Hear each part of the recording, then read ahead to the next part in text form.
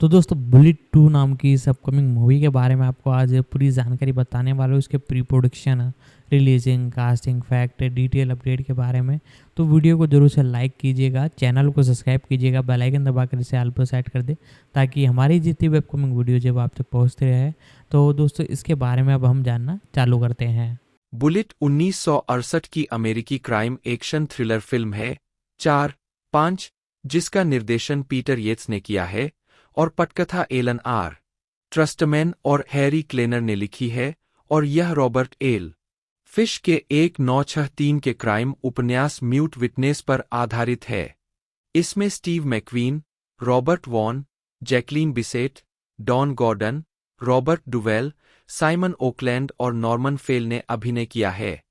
Film में जासूस Frank bullet मैकक्वीन एक गवाह की हत्या की जांच करता है जिसकी सुरक्षा की जिम्मेदारी उसे सौंपी गई थी। 6. मैकक्वीन के लिए एक स्टार वाहन। बुलेट ने तब विकास शुरू किया जब येट्स को पटकथा के पूरा होने पर काम पर रखा गया, जो फिश के उपन्यास से काफी अलग है।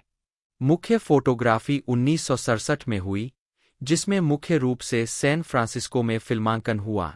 फिल्म का निर्माण मैकक्वीन के सोलर प्रोडक्शंस द्वारा किया गया था, जिसमें रॉबर्ट रेलिया फिलिप डिएंटोनी के साथ कार्यकारी निर्माता थे। लालो शिफ्रीन ने फिल्म का जय प्रेरित स्कोर लिखा। बुलेट व्यावहारिक स्थानों और स्टंटवर्क के अपने व्यापक उपयोग के लिए उल्लेखनीय है। बुलेट को संयुक्त राज्य अमेरिका में 17 अक्टूबर 1968 को वार्नर ब्रदर्स 7 आर्ट्स द्वारा रिलीज किया गया था। यह एक आलोचनात्मक सफलता थी। इसकी पटकथा, संपादन और एक्शन दृश्यों की प्रशंसा हुई। इसका कारपीछा दृश्य फिल्म इतिहास में सबसे प्रभावशाली माना जाता है।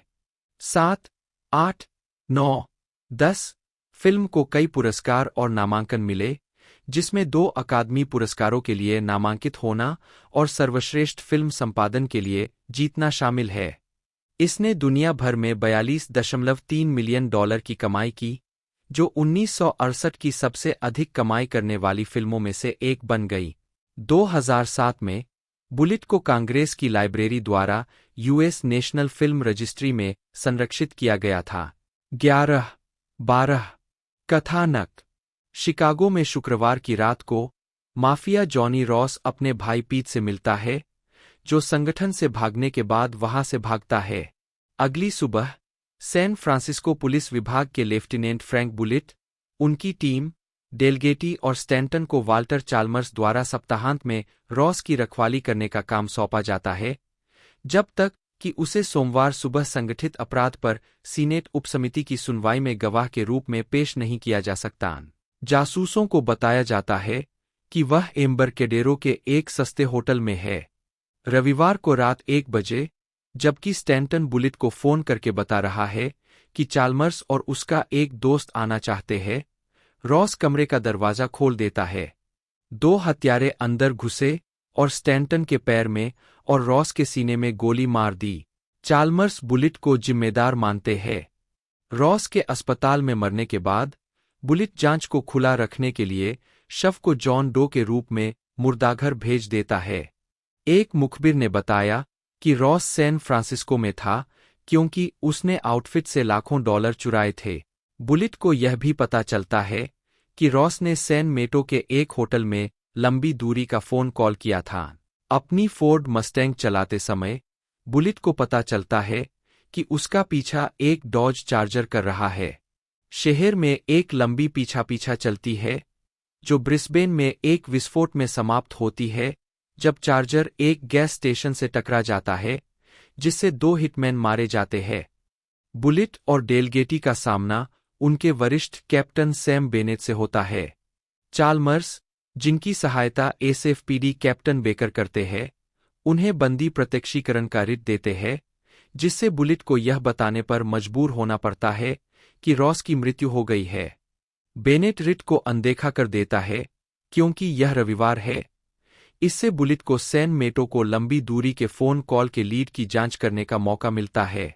कार न होने के कारण बुलेट अपनी आर्किटेक्ट गर्लफ्रेंड कैथी से सवारी लेता है। उन दोनों को एक महिला अपने होटल के कमरे में गला घोंटकर मारती हुई मिलती है। कैथी बुलिट से उसके काम के बारे में सवाल करती है, कहती है, फ्रैंक, तुम सीवर में रहते हो। वह सोचती है, हमारा क्या होगा। बुलिट और डेलगेटी ने पीड़ित के सामान की जांच की और रोम के लिए एक यात्रा विवरणिका की खोज की। साथ ही अल्बर्ट और डोरोथी रेनिक के नाम से जारी किए गए ट्रैवलर चेक भी मिले। बुलिट शिकागो से उनके पासपोर्ट आवेदन का अनुरोध करता है। आवेदन आते ही बुलिट, बेनेट, चाल्मर्स और बेकर टेलीकॉपियर के चारों ओर इकट्ठा हो जाते हैं। यह पता चलता है कि चाल्मर्स ने बुलिट को शिकागो के एक इस्तेमाल की गई कार विक्रेता अल्बर्ट रेनिक की सुरक्षा के लिए भेजा था, जबकि उसकी पत्नी डोरोथी सैन मेटो में रह रही थी। बुलिट को पता चलता है कि रॉस राजनीतिक रूप से महत्वाकांक्षी चाल्मर्स को धोखा दे रहा था, रेनिक को एक प्रलोभन के रूप में इस्तेमाल करके, ताकि वह रविवार की रात देश से बाहर निकल सके। डेलगेटी और बुलिट सैन फ्रांसिस्को अंतर्राष्ट्रीय हवाई अड्डे पर रोम गेट पर नजर रखते हैं। हालांकि बुलिट को पता चलता है कि असली रॉस रेनिक के पासपोर्ट पर शायद पहले वाली लंदन की उड़ान में सवार हो गया था, जिसे टर्मिनल पर वापस लौटने का आदेश दिया गया है। बुलिट भागते हुए रॉस का पीछा करते हुए भीड़ भरे यात्री टर्मिनल की ओर जाता है, जहां रॉस एक डिप्टी शेरिफ को गोली मार देता है और फिर बुलिट उसे गोली मार देता है। चाल्मर्स घटनास्थल का निरीक्षण करने के लिए आता है, लेकिन कुछ भी कहे बिना चला जाता है। सोमवार की सुबह बुलिट घर पहुंचता है और कैथी को अपने बिस्तर पर सोता हुआ पाता है, जो वहीं रहने का फैसला करती है। गालना अमेरिकी फिल्म संस्थान से साभार 5 मैकक्वीन द्वारा 1968 में निर्मित, जो कि फिल्म का प्रदर्शन वर्ष था। डेव टोस्ची, सैन फ्रांसिस्को के वास्तविक पुलिस अधिकारी, जिन्होंने बुलिट के चरित्र चित्रण को प्रभावित किया। Steve McQueen San Francisco police lieutenant Frank Bullitt के रूप में। मैकक्वीन ने अपने प्रदर्शन को San Francisco inspector Dave Toschi पर आधारित किया, जिनके साथ उन्होंने फिल्मांकन से पहले काम किया था। 13-14 मैकक्वीन ने टोस्ची के अनूठे फास्ट ड्रॉ शोल्डर होल्स्टर की भी नकल की। बाद में टोस्ची, इंस्पेक्टर बिल आर्मस्ट्रांग के साथ बुलिट की रिलीज के तुरंत बाद शुरू हुई जोडिएक किलर हत्याओं के प्रमुख सैन फ्रांसिस्को जांचकर्ताओं के रूप में प्रसिद्ध हो गए। 14 फिल्म में पीछा करने का दृश्य 1:05 पर शुरू होता है। दृश्य का कुल समय 10 मिनट 53 सेकंड है। यह शहर के मिशन जिले में हाईवे 101 के नीचे शुरू होता है, जब बुलिट हिटमैन की कार को देखता है। यह शहर के बाहर सैन ब्रूनो माउंटेन पर ग्वाडालूप कैनियन पार्कवे के ब्रिस्बेन निकास पर समाप्त होता है। शूटिंग कई हफ्तों तक चली। पीछा करने के क्रम में कई स्थानों को मिलाया गया, जो मीलों दूर स्थित थे और एक साथ संपादित किए गए थे। मूवी रूट को मैप करने से पता चलता है कि यह निरंतर नहीं है और वास्तविक समय में इसका अनुसरण करना असंभव है। 26, 27, 28, 29 वार्नर ब्रदर्स ने फिल्म के लिए 1968 325 हॉर्स पावर 390 फे V8 Ford Mustang GT fastback को 4 स्पीड मैनुअल ट्रांसमिशन के साथ खरीदा था। 30 अनुभवी कार रेसर और तकनीशियन मैक्स बाल्चोव्स्की द्वारा पीछा करने के लिए मस्टैंग के इंजन, ब्रेक और सस्पेंशन को भारी रूप से संशोधित किया गया था। फोर्ड मोटर कंपनी ने मूल रूप से पीछा करने के दृश्यों के लिए 2 गैलेक्सी सेडान उधार दी थीं, लेकिन निर्माताओं को सैन फ्रांसिस्को की पहाड़ियों पर छलांग लगाने के लिए कारें बहुत भारी लगीं। उन्हें यह भी लगा कि स्क्रीन पर फोर्ड की लड़ाई विश्वसनीय नहीं होगी। कारों को 1968 375 horse power 440 magnum V8 Dodge Charger से बदल दिया गया। दोनों डॉज चार्जर मॉडल के इंजनों को बड़े पैमाने पर अपरिवर्तित छोड़ दिया गया था। निर्देशक ने अधिकतम गति लगभग 75 से 80 मील प्रति घंटा 121 से 129 किलोमीटर प्रति घंटा बताई थी, लेकिन कारें पीछा करने वाली कारों सहित कई बार 110 मील प्रति घंटा 180 किलोमीटर प्रति घंटा से अधिक की गति तक पहुंच गईं। 34-35 दर्शकों को प्रतिभागियों द्वारा पीछा करने का अनुभव देने के लिए ड्राइवरों के दृष्टिकोण से शॉट्स का इस्तेमाल किया गया था। फिल्मांकन में 3 सप्ताह लगे, जिसके परिणामस्वरूप 9 मिनट 42 सेकंड का पीछा हुआ। कई टेक को एक ही अंतिम उत्पाद में विभाजित किया गया, जिसके परिणामस्वरूप असंतुलन हुआ। बुलेट की कार के यात्री पक्ष पर भारी क्षति घटना के बहुत पहले देखी जा सकती है और चार्जर के 5 पहिया कवर खो गए हैं। अलग अलग शॉट्स में अलग अलग कवर गायब है। कई कोनों से एक साथ शूटिंग और फुटेज से एक असेंबल बनाने से अलग अलग सड़कों का भ्रम पैदा हुआ और तेज गति से चलने वाली कारों ने एक ही वाहन को कई बार पार किया, जिसमें व्यापक रूप से उल्लेख किया गया कि एक हरे रंग की वोक्सवैगन बीटल भी शामिल है। 36 एक दृश्य में चार्जर कैमरे से टकरा जाता है। क्षतिग्रस्त फ्रंट फेंडर बाद के दृश्यों में ध्यान देने योग्य है। स्थानीय अधिकारियों ने गोल्डन गेट ब्रिज पर कार का पीछा करने की अनुमति नहीं दी, लेकिन बर्नल हाइट्स, मिशन डिस्ट्रिक्ट और पड़ोसी ब्रिस्बेन के बाहरी इलाकों सहित मिडटाउन स्थानों में इसे अनुमति दी। 37 उस समय के विश्व स्तरीय रेसकार चालक मैकक्वीन ने क्लोजअप दृश्यों में गाड़ी चलाई, जबकि स्टंट समन्वयक केरी लोफ्टिन, स्टंटमैन और मोटरसाइकिल रेसर बर एकिंस और मैकक्वीन के सामान्य स्टंट ड्राइवर लॉरेन जेनेस ने पीछा के उच्च गति वाले हिस्सों के लिए गाड़ी चलाई और अन्य खतरनाक स्टंट किए। 38 एकिंस, जिन्होंने द ग्रेट एस्केप सीक्वेंस में मैकक्वीन के लिए डबल किया था, जिसमें मैकक्वीन का किरदार मोटरसाइकिल पर कांटेदार तार की बार के ऊपर से कूदता है और बुलेट पीछा के दौरान स्किडिंग ट्रक के सामने लोसाइडर क्रैश स्टंट करता है। मस्टैंग का आंतरिक रियर व्यू मिरर ऊपर और नीचे होता रहता है, जो इस बात पर निर्भर करता है कि कौन गाड़ी चला रहा है। जब दर्पण ऊपर होता है तो मैकक्वीन पहिए के पीछे दिखाई देता। ब्लैक डॉज चार्जर को अनुभवी स्टंट ड्राइवर बिल हिकमैन चला रहे थे, जिन्होंने हिटमैन में से एक की भूमिका निभाई और पीछा करने वाले दृश्य की कोरियोग्राफी में मदद की। दूसरे हिटमैन की भूमिका पॉल गेज ने निभाई, जिन्होंने 2 साल पहले Perry Mason, the case of the Sausalito sunrise के एक एपिसोड में एक ऐसे किरदार की भूमिका निभाई थी जिसने डॉज को सड़क से उतारकर उसकी जान ले ली थी। कई साल बाद एक पत्रिका के लेख में पीछा करने वाले दृश्य में शामिल ड्राइवरों में से एक ने टिप्पणी की कि चार्जर एक बड़े इंजन, बिग ब्लॉक 440 घन इंच बनाम 390 घन इंच और अधिक हॉर्स पावर 375 बनाम 325 के साथ मस्टैंग की तुलना में इतना तेज था कि ड्राइवरों को चार्जर को मस्टैंग से दूर जाने से रोकने के लिए एक्सीलेटर को पीछे रखना पड़ता था। 37 संपादन कार चेज के संपादन ने संभवतः फ्रैंक पी. केलर को 1968 के लिए संपादन ऑस्कर जीता। 39 और इसे सर्वकालिक सर्वश्रेष्ठ संपादन अनुक्रमों की सूची में शामिल किया गया है। 40 रॉबर्ट वॉन वाल्टर चाल्मर्स के रूप में वॉन ने शुरू में भूमिका ठुकरा दी। उन्हें लगा कि कथानक बहुत पतला था। 15 दशकों बाद जब वॉन ने राजनीति में प्रवेश करने पर विचार किया तो उन्होंने पाया कि लोग उन्हें गंभीरता से नहीं ले सकते थे या उन्हें अविश्वसनीय पाते थे, क्योंकि उन्हें इस फिल्म में उनके प्रदर्शन की याद थी।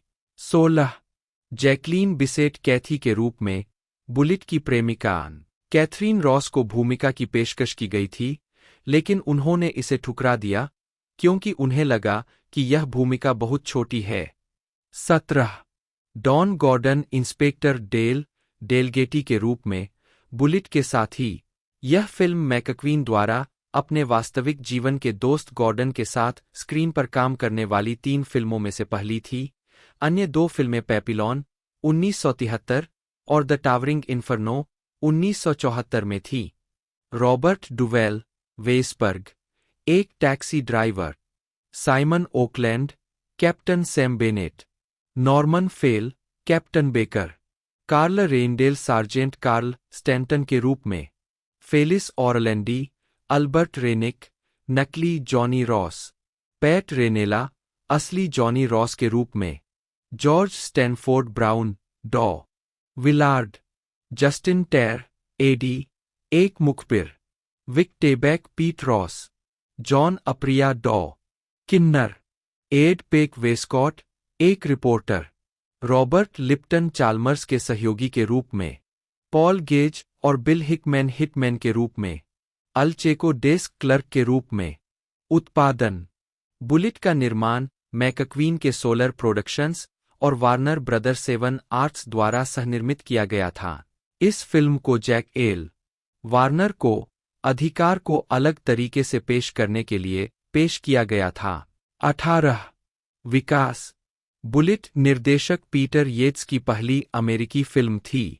मैकक्वीन द्वारा 1967 में यूके में बनाई गई उनकी फीचर फिल्म रॉबरी को देखने के बाद उन्हें काम पर रखा गया था, जिसमें कार का पीछा करने की विस्तारित कहानी थी। 19 जोसेफ ई. लेविन, जिनकी एम्बेसी पिक्चर्स ने रॉबरी का वितरण किया था, को यह फिल्म बहुत पसंद नहीं आई, लेकिन एलन ट्रस्टमैन, जिन्होंने बुलेट के पीछा करने के दृश्यों को लिखने के सप्ताह में यह फिल्म देखी थी, ने जोर देकर कहा कि मैकक्वीन, रेलिया और डिएंटोनी, जिनमें से किसी ने भी येट्स के बारे में कभी नहीं सुना था, रॉबरी देखे और बुलेट के लिए येट्स को निर्देशक के रूप में विचार करें।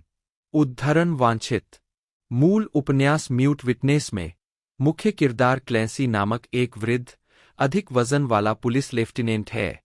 डिएंटोनी और उनके मूल सहनिर्माता अर्नेस्ट पिंटॉफ 20 ने फिल्म को स्पेंसर ट्रेसी के लिए एक वाहन माना, लेकिन 1967 में उनकी मृत्यु ने उस पर विराम लगा दिया।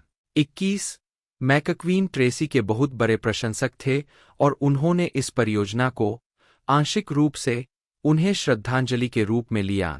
22 मूल उपन्यास भी सैन फ्रांसिस्को में नहीं, बल्कि शिकागो में सेट किया गया था।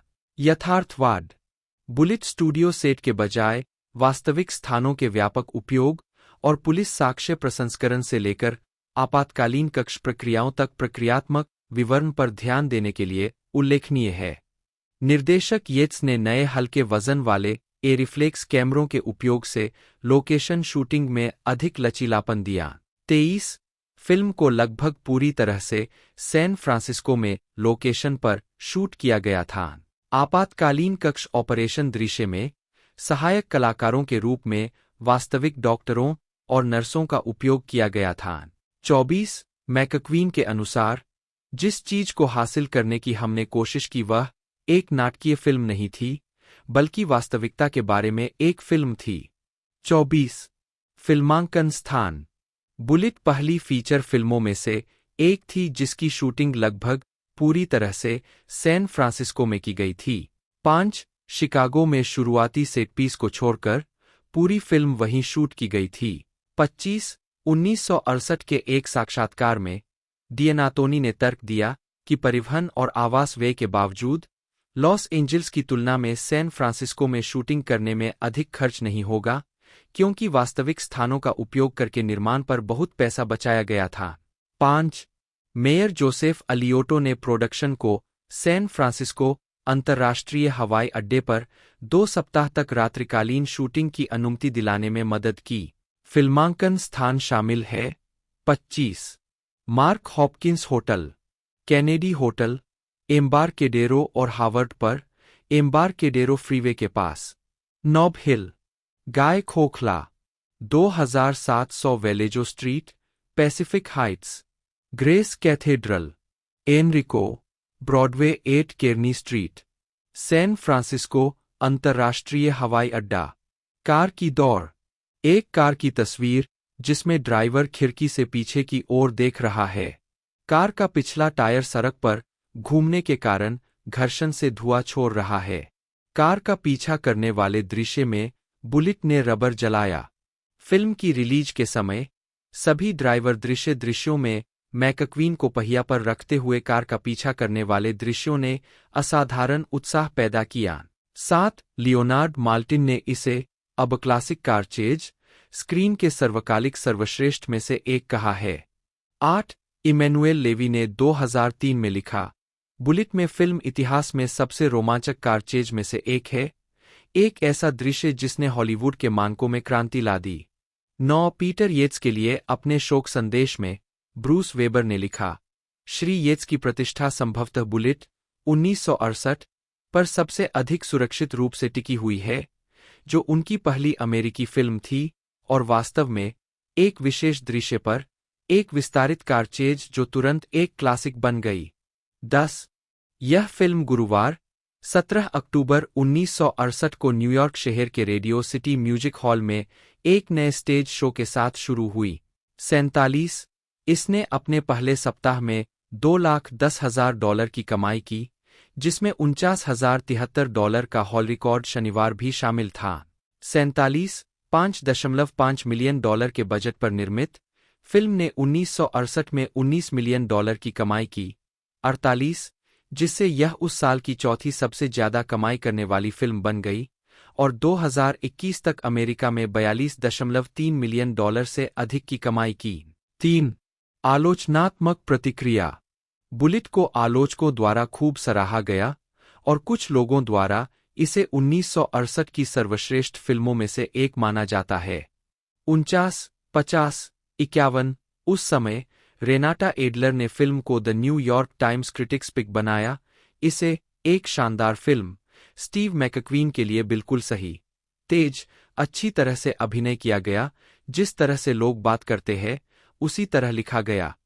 एडलर के अनुसार अंत को ड्रैगनेट से लेकर कैमस तक के प्रशंसकों को संतुष्ट करना चाहिए। 52 2004 में द न्यूयॉर्क टाइम्स ने फिल्म को अब तक की सर्वश्रेष्ठ 1000 फिल्मों की सूची में रखा। 43 2011 में टाइम ने इसे अब तक की 15 सबसे महान मूवी कारचेज में सूचीबद्ध किया। इसे लगभग हर सूची में सबसे ऊपर की पहली, सबसे बड़ी चेज के रूप में वर्णित किया और कहा, बुलेट की कारचेज एक अनुस्मारक है कि हर बेहतरीन दृश्य संपादन की जीत है जितना कि यह स्टंट का काम है। क्वेंटिन टारनटिनो ने इसे अब तक की सबसे बेहतरीन निर्देशित फिल्मों में से एक कहा। 53 इसने 1968 का सर्वश्रेष्ठ संपादन के लिए अकादमी पुरस्कार जीता। 54 21वीं सदी के आलोचकों के बीच यह रॉटन टोमाटोज पर 98% अनुमोदन रेटिंग रखता है, जो 46 में से 45 आलोचकों की सकारात्मक समीक्षाओं का प्रतिनिधित्व करता है, जिसकी औसत रेटिंग 7.90 है। वेबसाइट की आलोचनात्मक सहमति पड़ती है। स्टीव मैकक्वीन इस रोमांचकारी पुलिस प्रक्रिया में बर्फ की तरह शांत है, जिसमें यकीनन अब तक का सबसे बड़ा कार पीछा भी शामिल है। 55 मेटाक्रिटिक पर 20 आलोचकों की समीक्षाओं के आधार पर फिल्म को 100 में से 81 का स्कोर मिला है, जो सार्वभौमिक प्रशंसा दर्शाता है। 56 पुरस्कार और सम्मान। फिल्म को कई आलोचनात्मक पुरस्कारों के लिए नामांकित किया गया और उसने कई पुरस्कार जीते। 57 फ्रैंक पी. केलर ने सर्वश्रेष्ठ फिल्म संपादन के लिए 1969 अकादमी पुरस्कार जीता और इसे सर्वश्रेष्ठ ध्वनि के लिए भी नामांकित किया गया था। 58 1969 के बाफ्टा फिल्म पुरस्कारों में 5 नामांकनों में पीटर येट्स के लिए सर्वश्रेष्ठ निर्देशक, रॉबर्ट वॉन के लिए सर्वश्रेष्ठ सहायक अभिनेता, विलियम ए. फ्रैकर के लिए सर्वश्रेष्ठ छायांकन, फ्रैंक पी. केलर के लिए सर्वश्रेष्ठ फिल्म संपादन और सर्वश्रेष्ठ साउंड ट्रैक शामिल थे। रॉबर्ट फिश, हैरी क्लेनर और एलन ट्रस्टमैन ने सर्वश्रेष्ठ मोशन पिक्चर के लिए 1969 एडगर पुरस्कार जीता। 59 केलर ने सर्वश्रेष्ठ संपादित फीचर फिल्म के लिए अमेरिकन सिनेमा एडिटर्स एडी पुरस्कार जीता। 1970 के लॉरेल अवार्ड्स में फिल्म को सर्वश्रेष्ठ एक्शन ड्रामा, सर्वश्रेष्ठ एक्शन प्रदर्शन, स्टीव मैकक्वीन और सर्वश्रेष्ठ महिला न्यू फेस, जैकलीन बिसेट के लिए गोल्डन लॉरेल नामांकन प्राप्त हुआ। उद्धरण वांछित 2000 में सोसाइटी ऑफ कैमरा ऑपरेटर्स ने बुलेट को अपना ऐतिहासिक शॉट पुरस्कार डेविड एम. वॉल्श को दिया। परंपरा। प्रसिद्ध कार का पीछा बाद में अन्य लोगों के अलावा पीटर बोगदानोविच की screwball comedy film what's up doctor, Clint Eastwood की film the dead pool, Futurama episode, bendin' in the wind और आर्चर एपिसोड द केन्स में भी दिखाया गया था। कार का पीछा 2014 की फिल्म नीड फॉर स्पीड के ड्राइव-इन थिएटर दृश्य में स्क्रीन पर देखा जा सकता है। टीवी श्रृंखला अल्काट्राज के 13वें एपिसोड में मस्टैंग और चार्जर के नए मॉडल के साथ पीछा करने के दृश्य का मनोरंजन शामिल है। 60 बुलेट निर्माता फिलिप डिएंटोनी ने 2 और कार का पीछा फिल्माया, द फ्रेंच कनेक्शन और द सेवन अप्स, दोनों न्यूयॉर्क शहर में सेट और शूट किए गए। फोर्ड मस्टैंग नाम का फिल्म के साथ गहरा संबंध रहा है। 2001 में फोर्ड मोटर कंपनी ने बुलेट संस्करण फोर्ड मस्टैंग जीटी जारी किया। 61 फोर्ड मस्टैंग बुलेट का एक और संस्करण, जो मूल फिल्म मस्टैंग से मिलता जुलता है, फिल्म की 40वीं वर्षगांठ मनाने के लिए 2008 में जारी किया गया था। 62, 63, 2019 और 2020 मॉडल वर्षों के लिए 2018 में एक तीसरा संस्करण जारी किया गया था। 64, 2009 में ओवरहालिंग के बल ब्रुट्समैन ने स्टीव मैकवीन के बेटे चाड मैकवीन द्वारा होस्ट की गई 5 एपिसोड 2009 की टीवी श्रृंखला सेलिब्रिटी राइड्स, हॉलीवुड की स्पीडिंग बुलेट के लिए आधुनिक घटकों से पूरी तरह भरी हुई बुलेट मस्टैंग की एक प्रामाणिक दिखने वाली प्रतिकृति बनाई। 65, 66 मस्टैंग को 2003 के वीडियो गेम फोर्ड रेसिंग 2 में पोर्ट साइड नामक कोर्स पर ड्राफ्टिंग चैलेंज में दिखाया गया है। यह मूवी स्टार्स श्रेणी में अन्य प्रसिद्ध कारों जैसे कि स्टारस्की एंड हच से फोर्ड टोरिनो और डायमंड्स आर फॉरएवर से फोर्ड मस्टैंग मैक 1 के साथ दिखाई देता है। 67, 68 2011 के video game driver San Francisco में बाइट द बुलेट मिशन प्रसिद्ध पीछा दृश्य पर आधारित है, जिसमें फिल्म से मस्टैंग और चार्जर के लाइसेंस प्राप्त संस्करण है।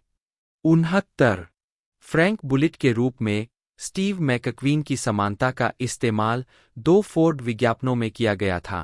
पहला विज्ञापन यूरोप ओनली 1997 फोर्ड प्यूमा के लिए था, जिसमें मैकक्वीन, जिनकी मृत्यु 1980 में हुई, का एक विशेष प्रभाव वाला मोन्टाज दिखाया गया था, जिसमें वे एक नई प्यूमा को सैन फ्रांसिस्को के आसपास चलाते हैं और फिर उसे फिल्म मस्टैंग और द ग्रेट एस्केप की मोटरसाइकिल के बगल में एक स्टूडियो अपार्टमेंट के गैरेज में पार्क करते हैं।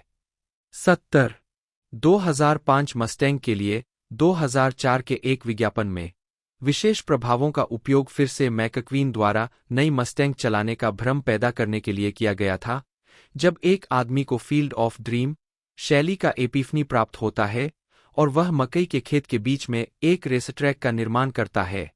71 मैकक्वीन के बुलेट द्वारा पहने गए कपड़ों के कई आइटमों को फिल्म की बदौलत लोकप्रियता में बढ़ावा मिला।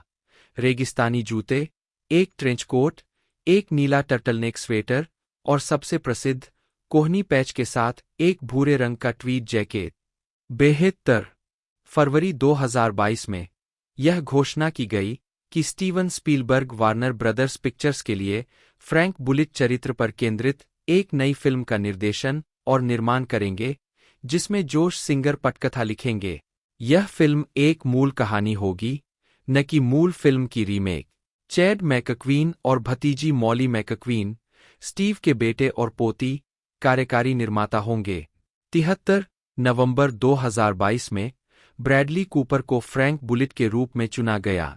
74 फोर्ड घोड़ा सिनेमा आर्ट्स के प्रोफेसर पॉल मोनाको ने अपनी पुस्तक श्रृंखला history of the American cinema के खंड द 60s 1960 से 1969 2003 में लिखा।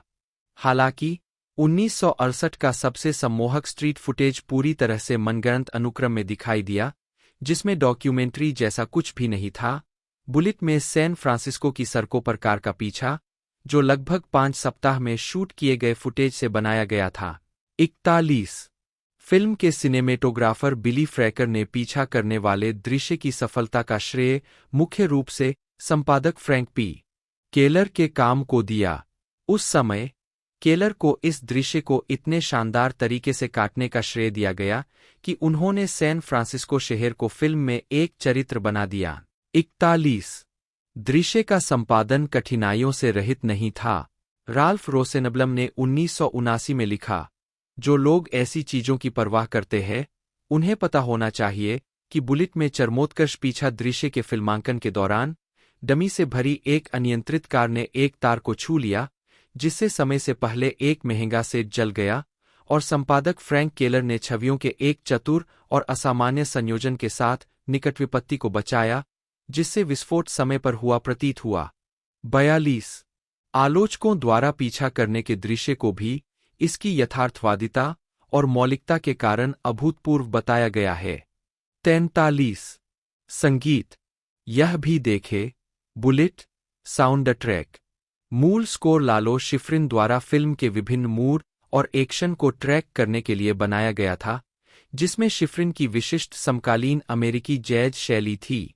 साउंड ट्रैक एल्बम के ट्रैक फिल्म में सुनाई देने वाले ट्रैक के वैकल्पिक संस्करण हैं, जिन्हें शिफ्रिन ने बर्शैंक, बांसुरी, कैरोल के इलेक्ट्रिक बास, रे ब्राउन, बास, हॉवर्ड रॉबर्ट्स, गिटार और लैरी बंकर, ड्रम सहित प्रमुख जैज संगीतकारों के साथ फिर से रिकॉर्ड किया है। 44 2000 में मूल व्यवस्था, जैसा कि फिल्म में सुना गया था, को कोलोन, जर्मनी में WDR बिग बैंड के साथ एक रिकॉर्डिंग सत्र में शिफ्रिन द्वारा फिर से बनाया गया और एलेफ लेबल पर रिलीज किया गया। 45 रिलीज में कुछ ट्रैक के लिए 1968 साउंड ट्रैक एल्बम व्यवस्था की पुनः रिकॉर्डिंग भी शामिल है। 2009 में फिल्म में सुने गए स्कोर की पहले कभी रिलीज नहीं हुई मूल रिकॉर्डिंग, जिसे शिफ्रिन ने वार्नर ब्रदर्स स्कोरिंग स्टेज पर इंजीनियर डैन वालिन के साथ रिकॉर्ड किया था, फिल्म स्कोर मंथली द्वारा उपलब्ध कराई गई थी। कुछ स्कोर अंश और संकेत आधिकारिक साउंड ट्रैक एल्बम के लगभग समान है, हालांकि फिल्म से कई नरम, मूडी संकेतों को साउंड ट्रैक रिलीज के लिए नहीं चुना गया था या फिर से लिखा गया था। फिल्म में इस्तेमाल नहीं किए गए अतिरिक्त संकेत भी शामिल है। इसके अलावा 2 CD सेट में आधिकारिक साउंड ट्रैक एल्बम है, जिसे 1 इंच मास्टर टेप से नए सिरे से मिलाया गया है।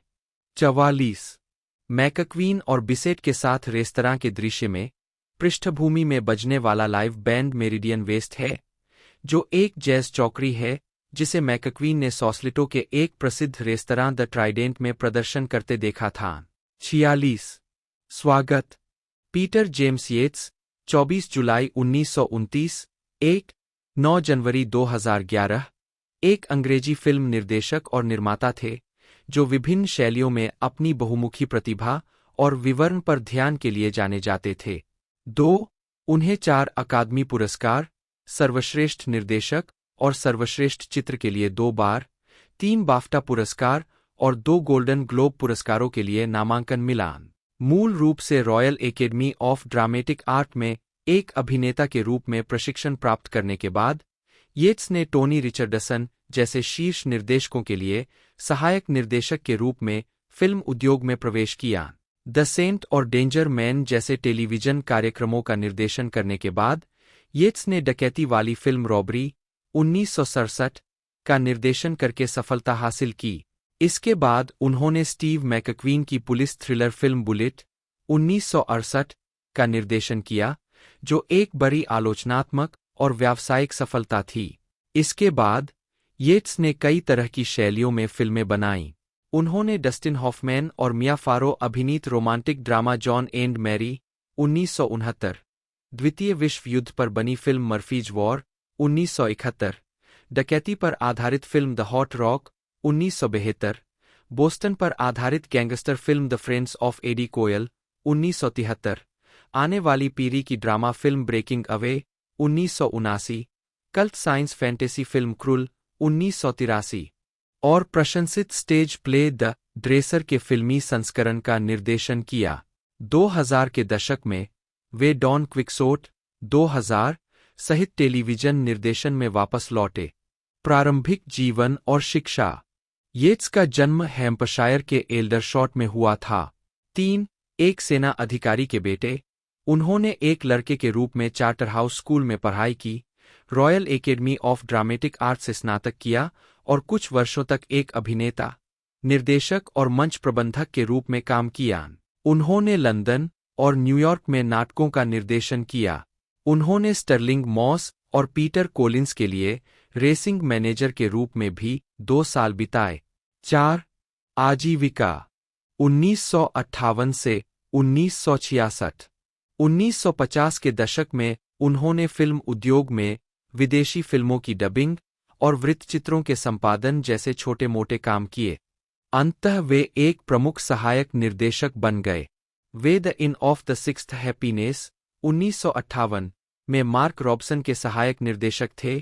क्लिफ रिचर्ड के साथ सीरियस चार्ज 1959 में टेरेंस यंग के सहायक निर्देशक थे। कवर गर्ल किलर 1959 में टेरी बिशप के सहायक निर्देशक थे। ए टच ऑफ लार्सेनी 1960 में गाय हैमिल्टन के सहायक निर्देशक थे। सन्स एंड लवर्स 1960 में जैक कार्डिफ के सहायक निर्देशक थे। द एंटरटेनर 1960 और ए टेस्ट ऑफ हनी 1961 में Tony Richardson. The guns of Navarone 1961 में जेली थॉम्पसन और the Roman spring of Mrs Stone 1961। निर्देशक के रूप में येट्स की पहली फीचर फिल्म समर हॉलिडे 1963 थी, जो क्लिफ रिचर्ड के लिए एक लाइटवेट सात वाहन थी। यह 1963 में ब्रिटिश बॉक्स ऑफिस पर दूसरी सबसे लोकप्रिय फिल्म थी। 8 येट्स ने एनेफ सिम्पसन के नाटक वन वे पेंडुलम के मूल रॉयल कोर्ट प्रोडक्शन को देखा था और 1964 में रिलीज होने वाले फिल्म संस्करण को बनाने का काम मिला था। इसका निर्माण माइकल डीली ने किया था। फिल्म को व्यापक रूप से नहीं देखा गया था। 9-10 1960 के दशक के मध्य में येट्स ने टेलीविजन के एपिसोड निर्देशित किए, विशेष रूप से द सेंट और डेंजर मैन 1967 से 1984। निर्देशक के रूप में येट्स की तीसरी फीचर फिल्म डकैती 1967 थी, जो स्टेनली बेकर द्वारा अभिनीत और डीली द्वारा निर्मित 1963 की ग्रेट ट्रेन रॉबरी का एक काल्पनिक संस्करण था। 11 रॉबरी अमेरिका में एक महत्वपूर्ण सफलता थी और बुलेट 1968 को निर्देशित करने का प्रस्ताव मिला, जिसके बारे में ब्रूस वेबर ने लिखा है। श्री येट्स की प्रतिष्ठा संभवतः बुलेट 1968 पर सबसे अधिक सुरक्षित रूप से टिकी हुई है, जो उनकी पहली अमेरिकी फिल्म है और वास्तव में एक विशेष दृश्य पर एक विस्तारित कार का पीछा जो तुरंत एक क्लासिक बन गया। 12 येट्स ने बाद में कहा, उस समय हॉलीवुड में हर कोई जानता था कि एक ब्रिटिश निर्देशक एक्शन नहीं कर सकता, इसलिए मुझे लगता है कि स्टूडियो ने मुझे आने देने के पीछे एक और मकसद था।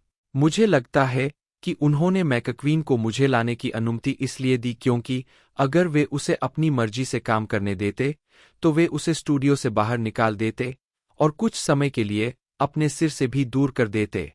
13 येट्स न्यूयॉर्क चले गए। उन्होंने कहा, एक फिल्म निर्माता को वहीं जाना चाहिए जहां कहानियां हों। 14 बुलेट एक बड़ी सफलता थी। येट्स ने 7 वर्षों में 4 फिल्में बनाने के लिए मिरिश कंपनी के साथ एक अनुबंध पर हस्ताक्षर किए।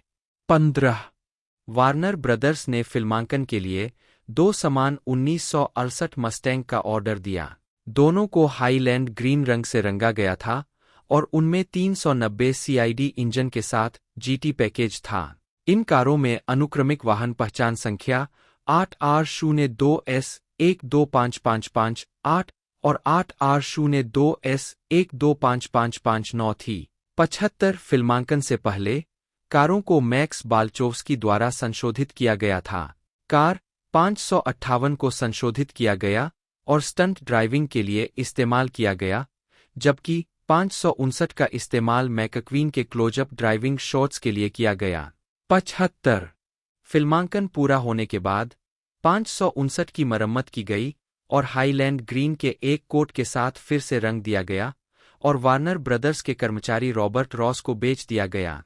76 रॉस ने इसे 1970 तक चलाया, फिर इसे फ्रैंक मारानका को बेच दिया, जिन्होंने इसे कैलिफोर्निया से न्यू जर्सी भेज दिया था। 1974 में मारानका ने रोड एंड ट्रैक में एक विज्ञापन के माध्यम से कार रॉबर्ट कीरन को बेच दी।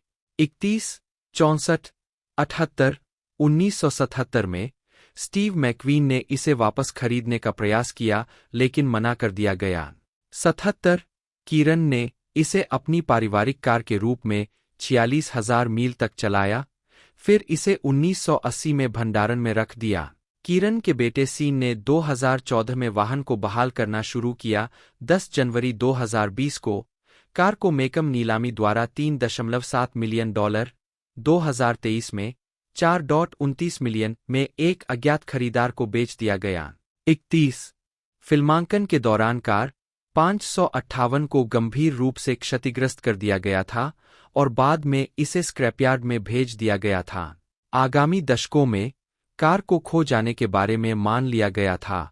हालांकि 2016 में ह्यूगो सांचेज ने मेक्सिको के लॉस काबोस के पास एक घर के पिछवाड़े से मस्टैंग कूप की एक जोड़ी खरीदी। इसके बाद उन्होंने कारों को राल्फ गार्सिया के पास फिल्म गॉन इन 60 सेकंड्स से एलेनोर मस्टैंग के क्लोन में बदलने के लिए काम शुरू करने के लिए भेजा। 2 मस्टैंग में से एक में एस्कोर होने का एहसास होने पर गार्सिया ने केविन मार्टी से कार की प्रमाणिकता कराई। प्रमाणीकरण से पता चला कि यह खोई हुई बुलेट कार है। 2017 में सांचेज और गार्सिया ने कार को पूरी तरह से ठीक करना शुरू किया। 79 बुलेट के बाद येट्स ने डस्टिन हॉफमैन और मिया फेरो के साथ जॉन एंड मैरी 1969 नामक रोमांटिक कॉमेडी बनाई। मुझे अपनी कहानियों के प्रकार में बदलाव करना पसंद है, येट्स ने कहा। यदि आप सावधान नहीं हैं, तो आप एक ही जगह सीमित हो जाएंगे और जल्द ही कोई बेहतर व्यक्ति सामने आएगा। 16 1970 में येट्स ने कहा कि वह रिचर्ड बर्टन के साथ डॉन क्विक्सोट बनाएंगे, लेकिन परियोजना रुक गई। 17 इसके बजाय उन्होंने पीटर ओटूल के साथ डीली द्वारा निर्मित एक युद्ध फिल्म मर्फीज वॉर 1971 बनाई। येट्स ने एक और डकैती वाली फिल्म द हॉट रॉक 1972 बनाई, जो विलियम गोल्डमैन की स्क्रिप्ट पर रॉबर्ट रेडफोर्ड अभिनीत डोनाल्ड वेस्टलेक के उपन्यास पर आधारित थी। इसके बाद वह द लेदर स्टॉकिंग सागा और जोनाथन श्वार्ट्ज की ऑलमोस्ट होम बनाने वाले थे, लेकिन दोनों ही नहीं बनी। 18 1972 में उन्होंने पैरामाउंट के साथ 4 पिक्चर डील साइन की, जिसकी शुरुआत वेस्टलेक के उपन्यास डेडली एज से होनी थी। 19 येट्स रॉबर्ट मिचम अभिनीत the friends of Eddie Coyle 1973 के साथ क्राइम के साथ जुड़े रहे। इसके बाद उन्होंने 2 कॉमेडी की, फॉर पीट्स सेक 1974 बारबरा स्ट्रीसंड के साथ और मदर जुग्स एंड स्पीड 1976। उन्होंने लेखक टॉम मैनक्यूविक्स के साथ बाद वाली फिल्म का निर्माण किया। येट्स को एडवेंचर फिल्म द डीप 1977 से बड़ी व्यावसायिक सफलता मिली, जहां मैनक्यूविक्स ने कुछ बिना श्रेय के लेखन किया था। येट्स ने द डीप से अपने प्रभाव का इस्तेमाल ब्रेकिंग अवे 1979 के लिए वित्त जुटाने के लिए किया, जिसे स्टीव टेसिच ने लिखा था, जिनके नाटक द पासिंग गेम को येट्स ने न्यूयॉर्क में निर्देशित किया था। येट्स ने फिल्म का निर्माण और निर्देशन किया। ब्रेकिंग अवे को 5 अकादमी पुरस्कारों के लिए नामांकित किया गया था, जिसमें येट्स के लिए सर्वश्रेष्ठ निर्देशक और सर्वश्रेष्ठ फिल्म शामिल थी। इसने एक अल्पकालिक टीवी श्रृंखला का नेतृत्व किया, जिसका येट्स ने भी निर्माण किया था। 20 येट्स और टेसिच थ्रिलर आई विटनेस 1981 में फिर से साथ आए, जिसमें विलियम हर्ट ने अभिनय किया था। उन्होंने क्रूल 1983 के साथ फंतासी की कोशिश की। येट्स ने द ड्रेसर 1983 का निर्माण और निर्देशन भी किया, जो रोनाल्ड हारवुड के स्टेज प्ले का रूपांतरण था। इस फिल्म को 7 बाफ्टा और 5 ऑस्कर नामांकन प्राप्त हुए, जिसमें सर्वश्रेष्ठ फिल्म और सर्वश्रेष्ठ निर्देशन के लिए बाफ्टा पुरस्कार और येट्स के लिए सर्वश्रेष्ठ फिल्म और सर्वश्रेष्ठ निर्देशक के लिए अकादमी पुरस्कार शामिल है। द ड्रेसर को 34वें बर्लिन अंतर्राष्ट्रीय फिल्म महोत्सव में भी शामिल किया गया था। 21 एडी कोयल और ब्रेकिंग अवे के साथ द ड्रेसर येट्स की 3 पसंदीदा फिल्मों में से एक थी। 13 मैं अपने तरीके से महत्वाकांक्षी हूं, येट्स ने इस समय के आसपास कहा। मुझे सत्ता की लालसा नहीं है। मैं वास्तव में किसी के साथ भी अपनी जगह नहीं बदलना चाहता, स्टीवन स्पीलबर्ग के साथ भी नहीं। देखें कि रॉबर्ट ऑल्टमैन जैसे प्रतिभाशाली निर्देशक के साथ सत्ता क्या कर सकती है। यह जरूरी नहीं कि स्वस्थ हो। मैं बस वही फिल्में बनाना चाहता हूं जो मैं बनाना चाहता हूं, और अगर संयोग से उनमें से कुछ महत्वपूर्ण या प्रभावशाली या सफल हो जाती है, तो यह एक दुर्घटना होगी। न 22 1985 से 2004 द ड्रेसर के बाद येट्स के अगले 4 निर्देशकीय प्रयास बॉक्स ऑफिस पर असफल साबित हुए। एलेनी 1985, टेसिच द्वारा लिखित, सस्पेक्ट 1987, चेयर और डेनिस क्वेड के साथ एक thriller the house on Carroll street 1988, जिसका उन्होंने निर्माण भी किया, और टॉम सेलेक के साथ एन इनोसेंट मैन 1989। 23 1990 के दशक की शुरुआत में न्यूयॉर्क में 18 साल बिताने के बाद येट्स लॉस एंजल्स चले गए।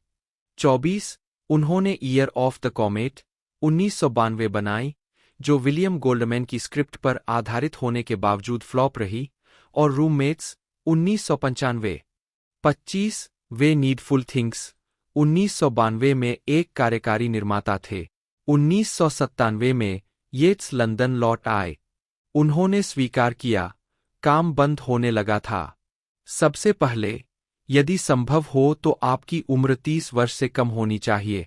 दूसरे, मैं अपनी खुद की परियोजनाएं विकसित करना पसंद करता हूं।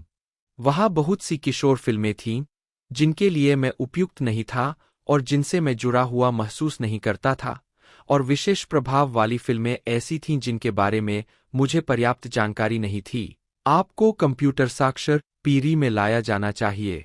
24 उन्होंने माइकल केन के साथ कर्टेन कॉल 1998 बनाई और फिर 2000 में डॉन क्विक्सोट की एक टेलीविजन फिल्म बनाई, जिसमें जॉन लिथगो ने सर्वेंटिस उपन्यास की मुख्य भूमिका निभाई थी।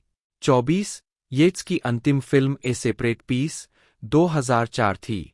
निर्देशकीय शैली येट्स की दो अलग-अलग शैलियां हैं, एक जिसका इस्तेमाल उनके थ्रिलर, एक्शन और ड्रामा प्रोजेक्ट्स के लिए किया जाता है, जो अक्सर मानवतावादी दृष्टिकोण से मुख्य चरित्र की अलगाव की स्थिति को दर्शाता है, और दूसरी अभिव्यंजक और भावुक शैली जो पात्रों की नैतिक दुविधाओं पर ध्यान केंद्रित करती है, जो मुख्य रूप से उनकी आने वाली उम्र और अन्य नाटकीय फिल्मों में देखी जाती है।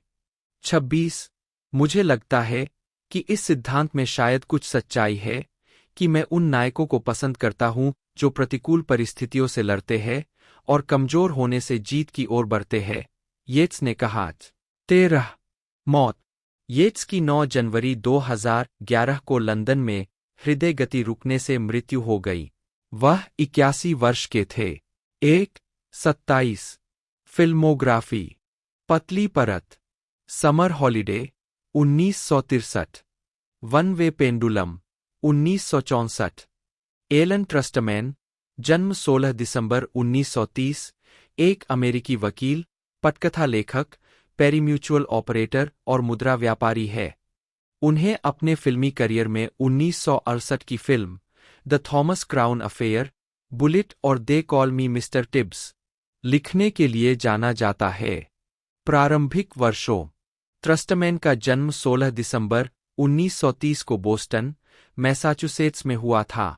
उन्होंने बोस्टन लैटिन स्कूल, फिर द फिलिप्स एक्सेटर अकादमी में शिक्षा प्राप्त की, जहां वे 1948 में अपनी कक्षा में प्रथम स्थान पर रहे, और फिर 1952 में हार्वर्ड कॉलेज और 1955 में हार्वर्ड लॉ स्कूल से मैग्ना कम लाउड की उपाधि प्राप्त की। कॉलेज के बाद उन्हें मैसाचुसेट्स बार में भर्ती कराया गया और वे Boston law firm Nutter McClennen and Fish LLP में काम करने चले गए, जहां उनके पिता बेंजामिन ए ट्रस्टमैन भी भागीदार थे। उन्होंने शॉपिंग सेंटर विकसित किए और न्यूयॉर्क की प्रमुख लॉ फर्मों के साथ प्रतिस्पर्धा में व्यवसाय खरीदे और बेचे। फर्म के एक भागीदार गस अलेक्जेंडर उन्हें केवल 6 वर्षों में भागीदारी हासिल करने और उसके 6 साल बाद ही 37 वर्ष की आयु में पूर्ण पेंशन पर सेवानिवृत्त होने के लिए सबसे अच्छी तरह से याद करते हैं। फिल्मी करियर 1967 में ट्रस्टमैन ने अपनी पहली पटकथा द थॉमस क्राउन अफेयर लिखी। उनका लॉ ऑफिस बोस्टन के फर्स्ट नेशनल बैंक के सामने था, जहां उन्होंने 1954 की गर्मियों के दौरान काम किया था, और बैंक प्रक्रियाओं के बारे में उनके ज्ञान ने एक करोड़पति व्यवसायी के बारे में फिल्म बनाई, जो एक अचूक अपराध करता है, 5 पुरुषों द्वारा डकैती जो एक दूसरे को नहीं जानते हैं और डकैती तक कभी नहीं मिलते हैं, जिसमें प्रत्येक की एक अलग भूमिका है। बीमा समायोजक फे डुनवे यह पता लगा लेती है कि अपराध के लिए कौन जिम्मेदार है, लेकिन बदमाश से प्यार करने लगती है। शुरुआती पटकथा लिखने में 30 दिन लगे। एक ट्रस्टमैन ने शॉन कॉनरी के लिए पटकथा लिखी थी, लेकिन निर्माता वाल्टर मिरिश और निर्देशक नॉर्मन ज्यूसन ने स्टीव मैकक्वीन को कास्ट किया। ट्रस्टमैन को लगा कि स्क्रिप्ट को मैकक्वीन के लिए फिर से लिखा जाना चाहिए और उन्होंने न्यूयॉर्क में यूनाइटेड आर्टिस्ट्स में 1 हफ्ते तक 16 घंटे तक काम किया और मैकक्वीन पर फिल्म दिखाई और सूची बनाई कि मैकक्वीन को क्या पसंद आया, क्या पसंद नहीं आया, क्या अच्छा किया और क्या नहीं कर पाईं। मैकक्वीन को फिर से लिखना पसंद आया और उन्होंने सभी से कहा, मुझे नहीं पता कि कैसे लेकिन कमीने लोग मुझे जानते हैं। 2. यह फिल्म फे डुनवे की पसंदीदा थी। 1. सत्यापन विफल। थॉमस क्राउन अफेयर की सफलता के बाद मैकक्वीन की एक और फिल्म बुलेट आई, जिसे ट्रस्टमैन ने 20 घंटों में लिखा था। इसने उस समय $62 मिलियन की प्रभावशाली कमाई की थी। 2004 में द न्यूयॉर्क टाइम्स ने इस फिल्म को अब तक की सर्वश्रेष्ठ 1000 फिल्मों की सूची में शामिल किया। 3. थॉमस क्राउन और बुलेट दोनों के पास प्रतिष्ठित दृश्य है। थॉमस क्राउन में मैकक्वीन और डुनावे के बीच कामुक शतरंज का खेल है, जो फिल्म जगत के सबसे लंबे चुंबन में से एक में परिणत होता है। 4. आलोचक पेनेलोप गिलियट ने इसे एक ही टुकड़े के पीछे जा रही 2 सुनहरी मछलियों के रूप में वर्णित किया और इस दृश्य की तब से कई फिल्मों में पैरोडी की गई है। सबसे प्रसिद्ध है पीटर सेलर्स द्वारा बीइंग देयर 1979 में शर्ली मैक्लेन को बहकाना, जबकि दोनों पात्र टेलीविजन पर फिल्म देखते हैं। बुलेट में सैन फ्रांसिस्को पहाड़ियों के माध्यम से अक्सर कॉपी की जाने वाली कार का पीछा है। 5. 6. उन्होंने they call me mister Tibbs 1970, lady ice 1973 और हिट 1973 भी लिखी। ट्रस्टमैन ने 4 साल बाद फिल्म व्यवसाय छोड़ दिया जब उन्होंने मैकक्वीन की रेसिंग कार पिक्चर ले मैन्स लिखने से इनकार कर दिया, क्योंकि मैकक्वीन ने जोर देकर कहा कि नायक को हारना ही होगा। बहस के बाद उन्हें अब स्टीव मैकक्वीन के लेखक के रूप में नहीं जाना जाता था और जैसा कि वे कहते हैं, फोन बजना बंद हो गया। 7. उन्होंने क्राइम एंड पैशन 1976 और द नेक्स्ट मैन 1976 की पटकथा पर काम किया। 1987 में उन्होंने बुलेट 2 के लिए एक पटकथा लिखी, लेकिन यह नहीं बनी। 8. 1992 में उनका उपन्यास फादर्स डे प्रकाशित हुआ। 9. बाद में उन्होंने रेमंड चांडलर की एक कहानी पर आधारित फॉलन एंजेल्स का एक एपिसोड लिखा। 10. वे द ट्रैकर 1988 के कार्यकारी निर्माता थे। रोजर कॉर्मन 1999 में ट्रस्टमैन की स्क्रिप्ट पर आधारित एक फिल्म बनाने जा रहे थे, जिसका नाम था आवर मैन हो, लेकिन यह कभी नहीं बनी। 11. 2013 के कान फिल्म फेस्टिवल में ट्रस्टमैन को वार्षिक for the love of cinema पुरस्कार रात्रिभोज में फिल्म इतिहास में उनके योगदान के लिए सम्मानित किया गया। एलन ने बुद्धिमान, सूक्ष्म रूप से विडंबनापूर्ण संवादों और अपनी पटकथाओं की जटिलता के साथ अपना नाम बनाया है। IWC शैफहॉसन के CEO जॉर्जेस केर्न ने ट्रस्टमैन का परिचय देते हुए कहा। 12. बाद का कैरियर 1974 में ट्रस्टमैन वर्ल्ड जेलाई के एक अधिकारी, कार्यकारी समिति के सदस्य और निदेशक बने, जो 4 वर्षों में मियामी, टाम्पा, फोर्ट पियर्स और ओकाला, फ्लोरिडा और हार्टफोर्ड, कनेक्टिकट में पेरीम्यूचुअल सुविधाओं का संचालन करने वाली एक अत्यधिक सफल सार्वजनिक कंपनी बन गई। उन्होंने 1978 में वहां से प्रस्थान किया और तब से अपना अधिकांश समय जिनेवा से मुद्राओं और बहुमूल्य धातुओं के व्यापार में बिताया।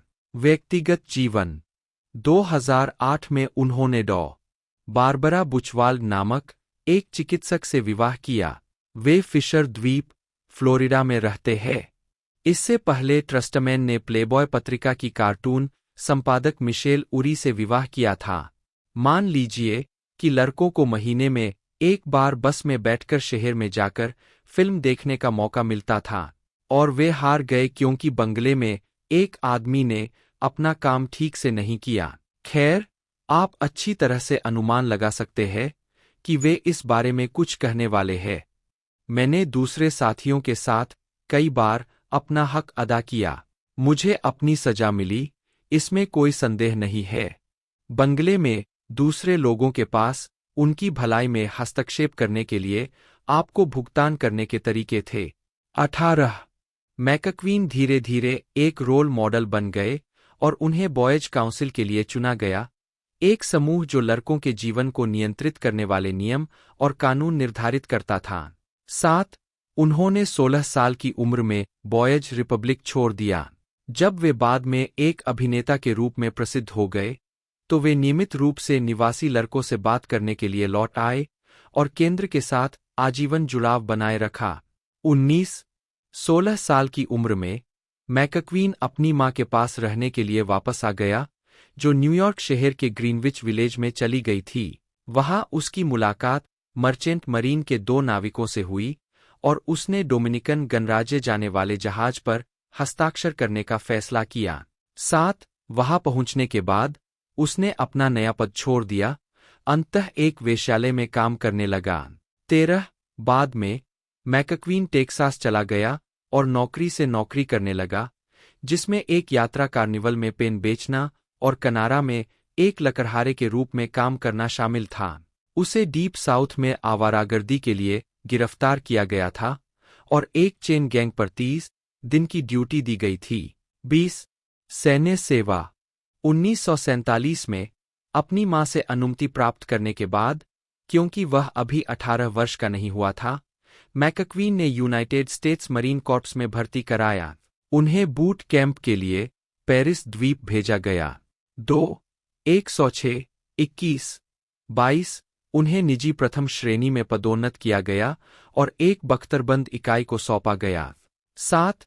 उन्होंने शुरुआत में सेवा के अनुशासन के अनुरूप संघर्ष किया और उन्हें 7 बार निजी में पदावनत किया गया। उन्होंने एक अनधिकृत अनुपस्थिति ली, एक सप्ताहांत पास समाप्त होने के बाद वापस लौटने में विफल रहे। वह 2 सप्ताह तक एक प्रेमिका, बारबरा रॉस, के साथ रहने के दौरान तटगश्ती दल द्वारा पकड़ा गया था। गिरफ्तारी का विरोध करने के बाद उन्हें ब्रिगेड में 41 दिनों की सजा सुनाई गई थी। 7. इसके बाद मैकक्वीन ने अपनी ऊर्जा को आत्मसुधार पर केंद्रित करने का संकल्प लिया और मरीन के अनुशासन को अपनाया। उन्होंने आर्कटिक अभ्यास के दौरान 5 अन्य मरीन की जान बचाई, उन्हें बर्फ से समुद्र में गिरने से पहले एक टैंक से बाहर निकाला। 7. 23 उन्हें अमेरिकी राष्ट्रपति हैरी एस. ट्रूमैन की राष्ट्रपति नौका की सुरक्षा के लिए जिम्मेदार सम्मान गार्ड को सौंपा गया था। 7. मैकक्वीन ने 1950 तक सेवा की, जब उन्हें सम्मानपूर्वक छुट्टी दे दी गई। 2. 106, 21, 22 बाद में उन्होंने कहा कि उन्होंने मरीन में अपने समय का आनंद लिया। 24 उन्होंने मरीन के साथ अपने समय को अपने जीवन के एक रचनात्मक समय के रूप में याद किया। उन्होंने कहा, मरीन ने मुझे एक इंसान बनाया, मैंने सीखा कि दूसरों के साथ कैसे मिलना है और मेरे पास आगे बढ़ने के लिए एक मंच था। 25 अभिनय। 1950 के दशक। 1952 में जीआई बिल के तहत वित्तीय सहायता के साथ मैकक्वीन ने न्यूयॉर्क में सैनफोर्ड मीसनर के नेबरहुड प्लेहाउस और एचबी स्टूडियो में अभिनय का अध्ययन शुरू किया। 26 उता हेगन के तहत। 7 उन्होंने कथित तौर पर यिडिश थिएटर स्टार मॉली पिकन द्वारा निर्मित 1952 के नाटक में एक थिएटर स्टेज पर अपना पहला संवाद दिया। मैकक्वीन के चरित्र ने एक संक्षिप्त पंक्ति बोली, ऑल्ट्स इज फारलोयर्न, सब खो गया है। 27 इस दौरान उन्होंने स्टेला एडलर के साथ अभिनय का भी अध्ययन किया, जिनकी कक्षा में उनकी मुलाकात जियास्काला से हुई। 28 कारों और मोटरसाइकिलों के लंबे समय से दीवाने मैकक्वीन ने लॉन्ग आइलैंड सिटी रेसवे में सप्ताहांत मोटरसाइकिल दौड़ में प्रतिस्पर्धा करके पैसा कमाना शुरू किया।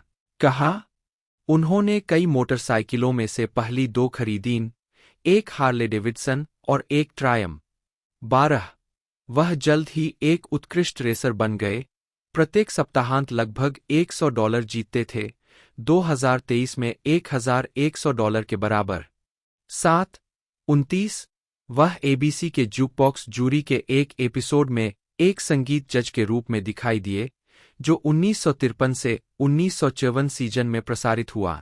30 मैकक्वीन ने स्टेज प्रोडक्शन में छोटी भूमिकाएं निभाईं, जिनमें Peg o' my heart, the member of the wedding और टू फिंगर्स ऑफ प्राइड शामिल है। उन्होंने 1955 में बेन गजारा अभिनीत नाटक ए हेडफुल ऑफ रेन में अपना ब्रॉडवे डेब्यू किया। 7.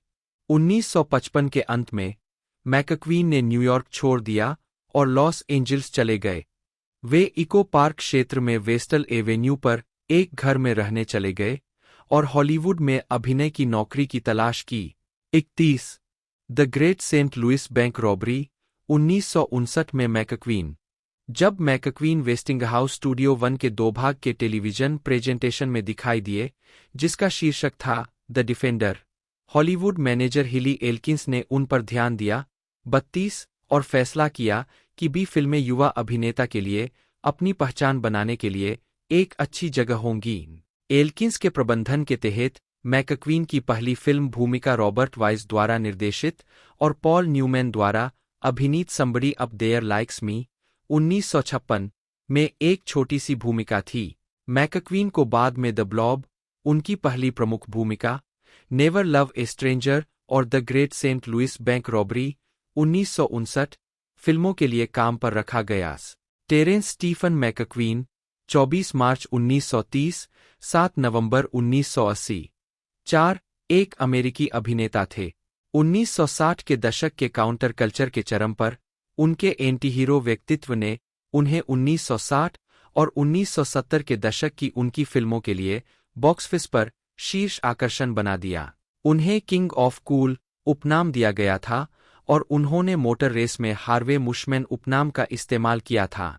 मैकक्वीन को द सैंड पेबल्स 1966 में उनकी भूमिका के लिए अकादमी पुरस्कार नामांकन मिला। उनकी अन्य लोकप्रिय फिल्मों में the Cincinnati kid 1965, Nevada Smith 1966, the Thomas Crown affair 1968, Bullitt 1968, the getaway 1972 और पैपिलॉन 1973 शामिल है। इसके अलावा उन्होंने all star ensemble film the magnificent 7 1960, the great escape 1963 और द टावरिंग इन्फर्नो 1974 में अभिनय किया। 1974 में मैकक्वीन दुनिया में सबसे ज्यादा पैसे कमाने वाले फिल्म स्टार बन गए। हालांकि उन्होंने अगले 4 साल तक फिल्म में काम नहीं किया। वे निर्देशकों और निर्माताओं के साथ झगड़ालू थे, लेकिन उनकी लोकप्रियता ने उन्हें काफी मांग में ला दिया और उन्हें सबसे ज्यादा वेतन पाने में सक्षम बनाया। 5. प्रारंभिक जीवन। टेरेंस स्टीफन मैकक्वीन का जन्म 24 मार्च 1930 को इंडियानापोलिस के एक उपनगर, इंडियाना के बीच ग्रोव के सेंट फ्रांसिस अस्पताल में एक एकल मां के यहां हुआ था। 6. 7. 8. स्कॉटिश मूल के मैकक्वीन का पालन पोषण एक रोमन कैथोलिक के रूप में हुआ था। 9. 10. मैकक्वीन के पिता विलियम मैकक्वीन, जो एक बार्नस्टॉर्मिंग फ्लाइंग सर्कस के स्टंट पायलट थे, ने अपनी मां जूलिया एन या जूलियन क्रॉफर्ड को 6/11/9 उनसे मिलने के 6 महीने बाद छोड़ दिया। 7. 12. कई जीवनीकारों ने कहा है कि जूलिया एन शराबी थी। 11. 72. 13. 14. 7. 8. 15. एक छोटे बच्चे की देखभाल करने में असमर्थ, उसने 1933 में स्लेटर, मिसौरी में अपने माता पिता विक्टर और लिलियन के साथ लड़के को छोड़ दिया। जैसे जैसे महामंदी बिगड़ती गई, मैकक्वीन और उनके दादा दादी लिलियन के भाई क्लाउड और उसके परिवार के साथ स्लेटर में उनके खेत में रहने चले गए। 7. मैकक्वीन ने बाद में कहा कि उनके पास खेत पर रहने की अच्छी यादें हैं। उन्होंने कहा कि उनके परदादा क्लाउड बहुत अच्छे इंसान थे, बहुत मजबूत, बहुत निष्पक्ष, मैंने उनसे बहुत कुछ सीखा।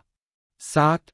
क्लाउड ने मैकक्वीन को उसके चौथे जन्मदिन पर एक लाल रंग की तिफिया साइकिल दी, एक ऐसा उपहार जिसे मैकक्वीन ने बाद में कार रेसिंग में अपनी शुरुआती रुचि जगाने का श्रेय दिया। 7. मैकक्वीन की मां ने शादी कर ली और जब लड़का 8 साल का था तो वह उसे खेत से इंडियानापोलिस में अपने और अपने नए पति के साथ रहने के लिए ले आईं। उनके परदादा क्लाउड ने मैकक्वीन को उनके जाने पर एक खास तोहफा दिया। जिस दिन मैंने खेत छोड़ा, उन्होंने याद किया, चाचा क्लाउड ने मुझे एक निजी विदाई उपहार दिया, एक सोने की जेब घड़ी जिसके केस के अंदर एक शिलालेख था। शिलालेख में लिखा था, स्टीव के लिए, जो मेरे लिए एक बेटा रहा है। 14 बचपन में कान के संक्रमण के कारण डिस्लेक्सिक और आंशिक रूप से बहरे।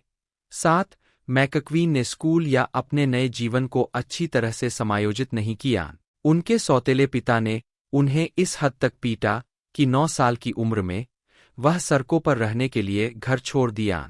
13 बाद में उन्होंने याद किया, जब एक बच्चे को छोटा होने पर कोई प्यार नहीं मिलता है तो वह आश्चर्य करना शुरू कर देता है कि क्या वह काफी अच्छा है।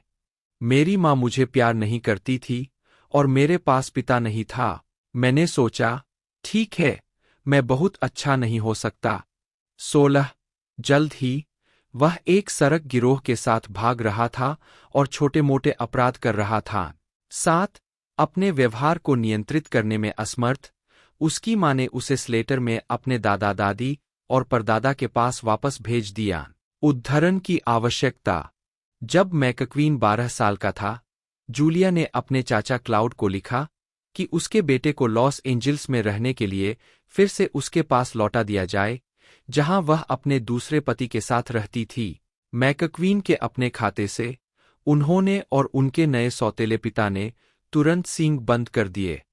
7 मैकक्वीन उसे कुतिया का एक प्रमुख बेटा याद करती है, जो मैकक्वीन और उसकी मां पर अपनी मुट्ठी का उपयोग करने से पीछे नहीं हटती थी। 7 जैसा कि मैकक्वीन ने फिर से विद्रोह करना शुरू कर दिया, उसे अंतिम बार क्लाउड के साथ रहने के लिए वापस भेज दिया गया। 7 14 साल की उम्र में उन्होंने अलविदा कहे बिना क्लाउड के खेत को छोड़ दिया और थोड़े समय के लिए एक सर्कस में शामिल हो गए। 7 वह लॉस एंजिल्स में अपनी मां और सौतेले पिता के पास वापस चला गया, एक गिरोह के सदस्य और छोटे अपराधी के रूप में अपना जीवन फिर से शुरू किया।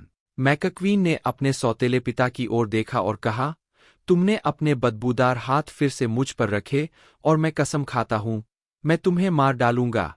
7 इस घटना के बाद मैकक्वीन के सौतेले पिता ने उसकी मां को एक अदालती आदेश पर हस्ताक्षर करने के लिए राजी किया, जिसमें कहा गया था कि मैकक्वीन में सुधार नहीं हो सकता, और उसे चिनो में कैलिफोर्निया जूनियर बॉयज रिपब्लिक में भेज दिया गया। 7 वहां मैकक्वीन बदलने लगा और परिपक्व होने लगा। वह पहले दूसरे लड़कों के बीच लोकप्रिय नहीं था। 1963 में ही मैकक्वीन ने नताली वुड के साथ love with the proper stranger में अभिनय किया। बाद में वह हेरोल्ड रॉबिन्स के उपन्यास द कारपेट बेगर्स के एक पात्र नेवादा स्मिथ के रूप में दिखाई दिए, जिसे 2 साल पहले एलन लैड ने उस उपन्यास के एक फिल्म संस्करण में चित्रित किया था। नेवादा स्मिथ एक बेहद सफल वेस्टर्न एक्शन एडवेंचर प्रीक्वल था, जिसमें कार्ल माल्डेन और सुजैन प्लेशेट भी थे। 1965 की द सिंसिनाटी किड में एक पोकर खिलाड़ी के रूप में अभिनय करने के बाद मैकक्वीन ने 1966 में द सैंड पेबल्स में एक इंजन रूम नाविक की भूमिका के लिए अपना एकमात्र अकादमी पुरस्कार नामांकन अर्जित किया, जिसमें उन्होंने रिचर्ड क्रेना और कैंडिस बर्गन और रिचर्ड एटनबरो के साथ अभिनय किया, जिनके साथ उन्होंने पहले द ग्रेट एस्केप में काम किया था।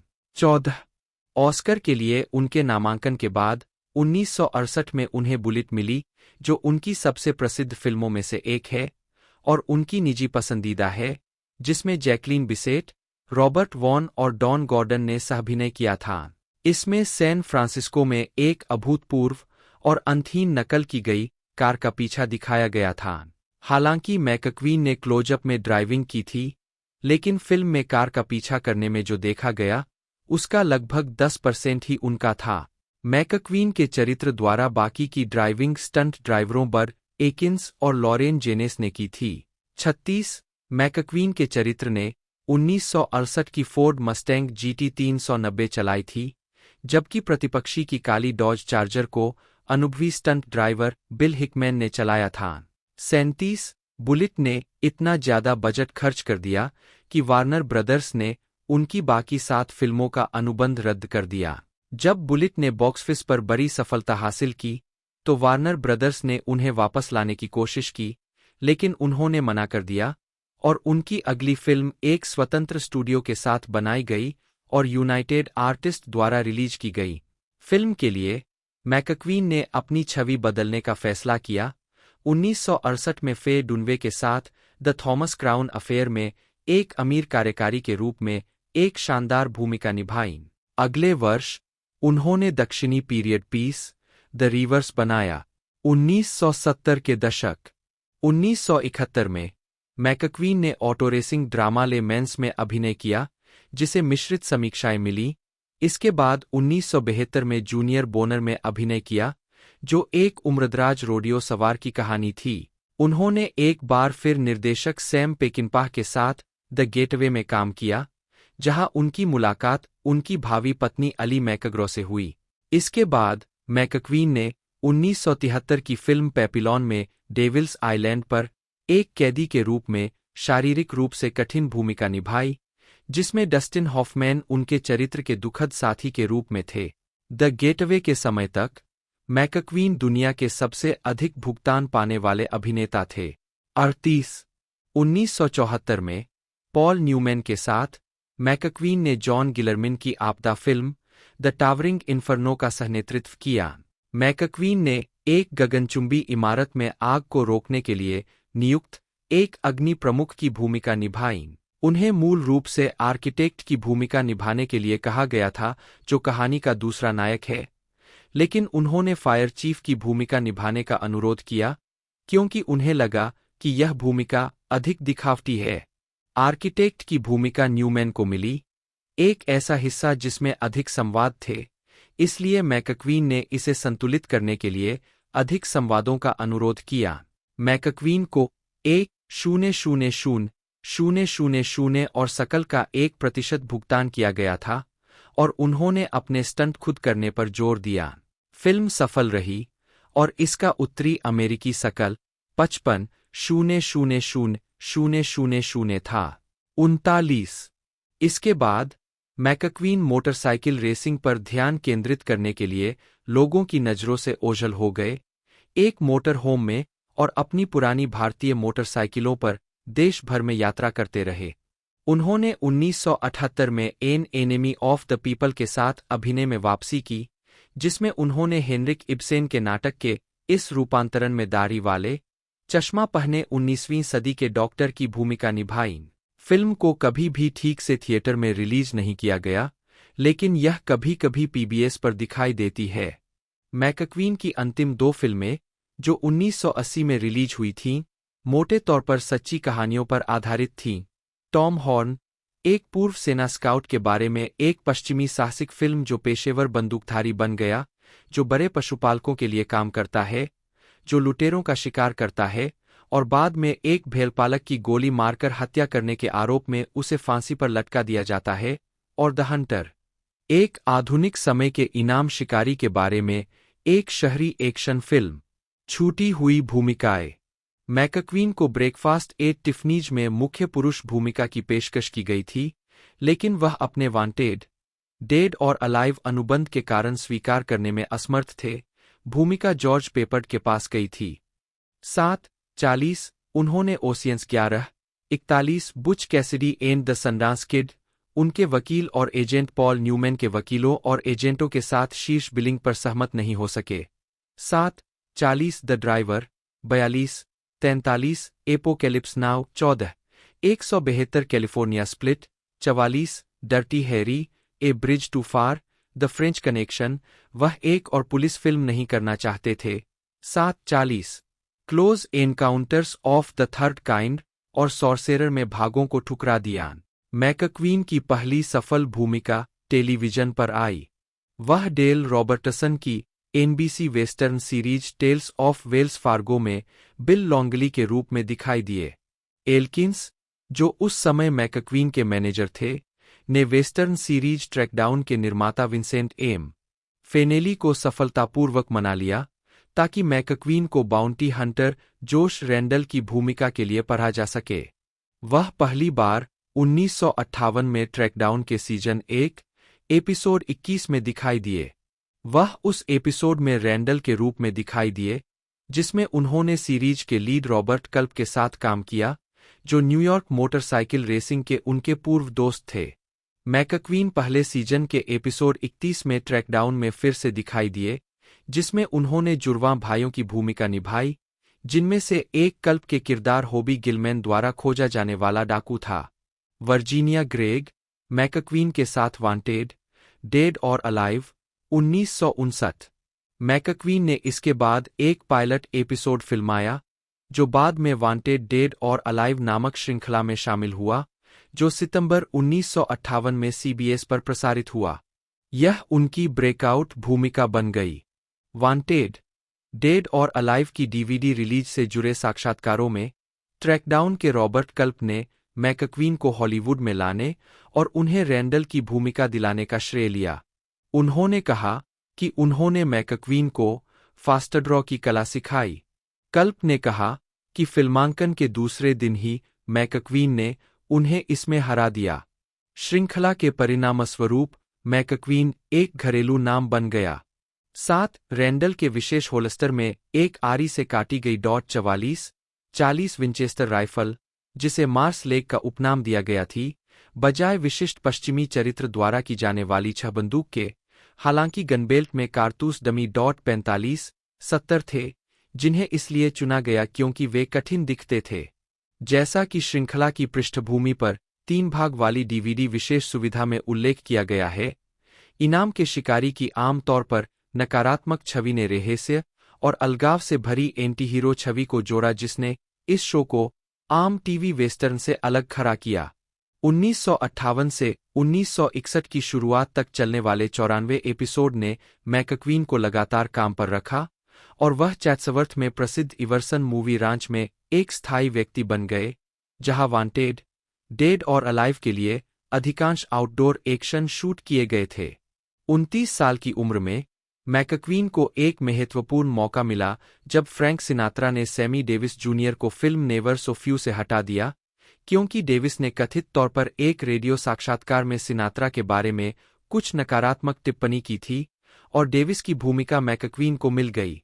सिनात्रा ने मैकक्वीन में कुछ खास देखा और सुनिश्चित किया कि युवा अभिनेता को एक भूमिका में बहुत सारे क्लोजअप मिले, जिससे मैकक्वीन को अनुकूल समीक्षा मिले। मैकक्वीन का किरदार, बिल रिंगा, कभी भी तेज गति से गाड़ी चलाने, इस मामले में एक जीप में या स्विचब्लेड या टॉमी गन को संभालने से ज्यादा सहज नहीं था। 1960 के दशक, Yul Brynner, McQueen, Horst Buchholz, Charles Bronson, Robert Vaughn, Brad Dexter और जेम्स कोबर्न द मैग्निफिसेंट 7, 1960 में। नेवर सो फ्यू के बाद फिल्म के निर्देशक जॉन स्टरगेस ने मैकक्वीन को अपनी अगली फिल्म में कास्ट किया और उन्हें कैमरा देने का वादा किया। द मैग्निफिसेंट 7, 1960, जिसमें उन्होंने विन टैनर की भूमिका निभाई और Yul Brynner, Eli Wallach, Robert Vaughn, Charles Bronson, Horst Buchholz और जेम्स कोबर्न के साथ अभिनय किया, मैकक्वीन की पहली बड़ी हिट बन गई और वांटेड, डेड और अलाइव से उनके हटने का कारण बनी। मॉन सेकेंड लीड के रूप में मैकक्वीन के केंद्रित चित्रण ने उनके करियर को उछाल दिया। कई दृश्यों में उनके अतिरिक्त स्पर्श, जैसे कि लोड करने से पहले शॉटगन को इधर-उधर घुमाना, शॉट की पृष्ठभूमि में बार-बार अपनी बंदूक की जांच करना और अपनी टोपी की रिम को पोंछना, ने शीर्षबिल ब्रायन को परेशान किया, जिन्होंने विरोध किया कि मैकक्वीन दृश्य चुरा रहे थे। 7 अपनी आत्मकथा में 33 एली वॉलाच ने अंतिम संस्कार के जुलूस के दृश्य के फिल्मांकन को देखते हुए अपने मनोरंजन को छिपाने के लिए संघर्ष करने की रिपोर्ट की है, जिसमें ब्रिनर और मैकक्वीन के चरित्र पहली बार मिलते हैं। ब्रिनर मैकक्वीन के शॉटगन राउंड ट्विरल पर क्रोधित थे, जिसने प्रभावी रूप से दर्शकों का ध्यान मैकक्वीन पर केंद्रित कर दिया।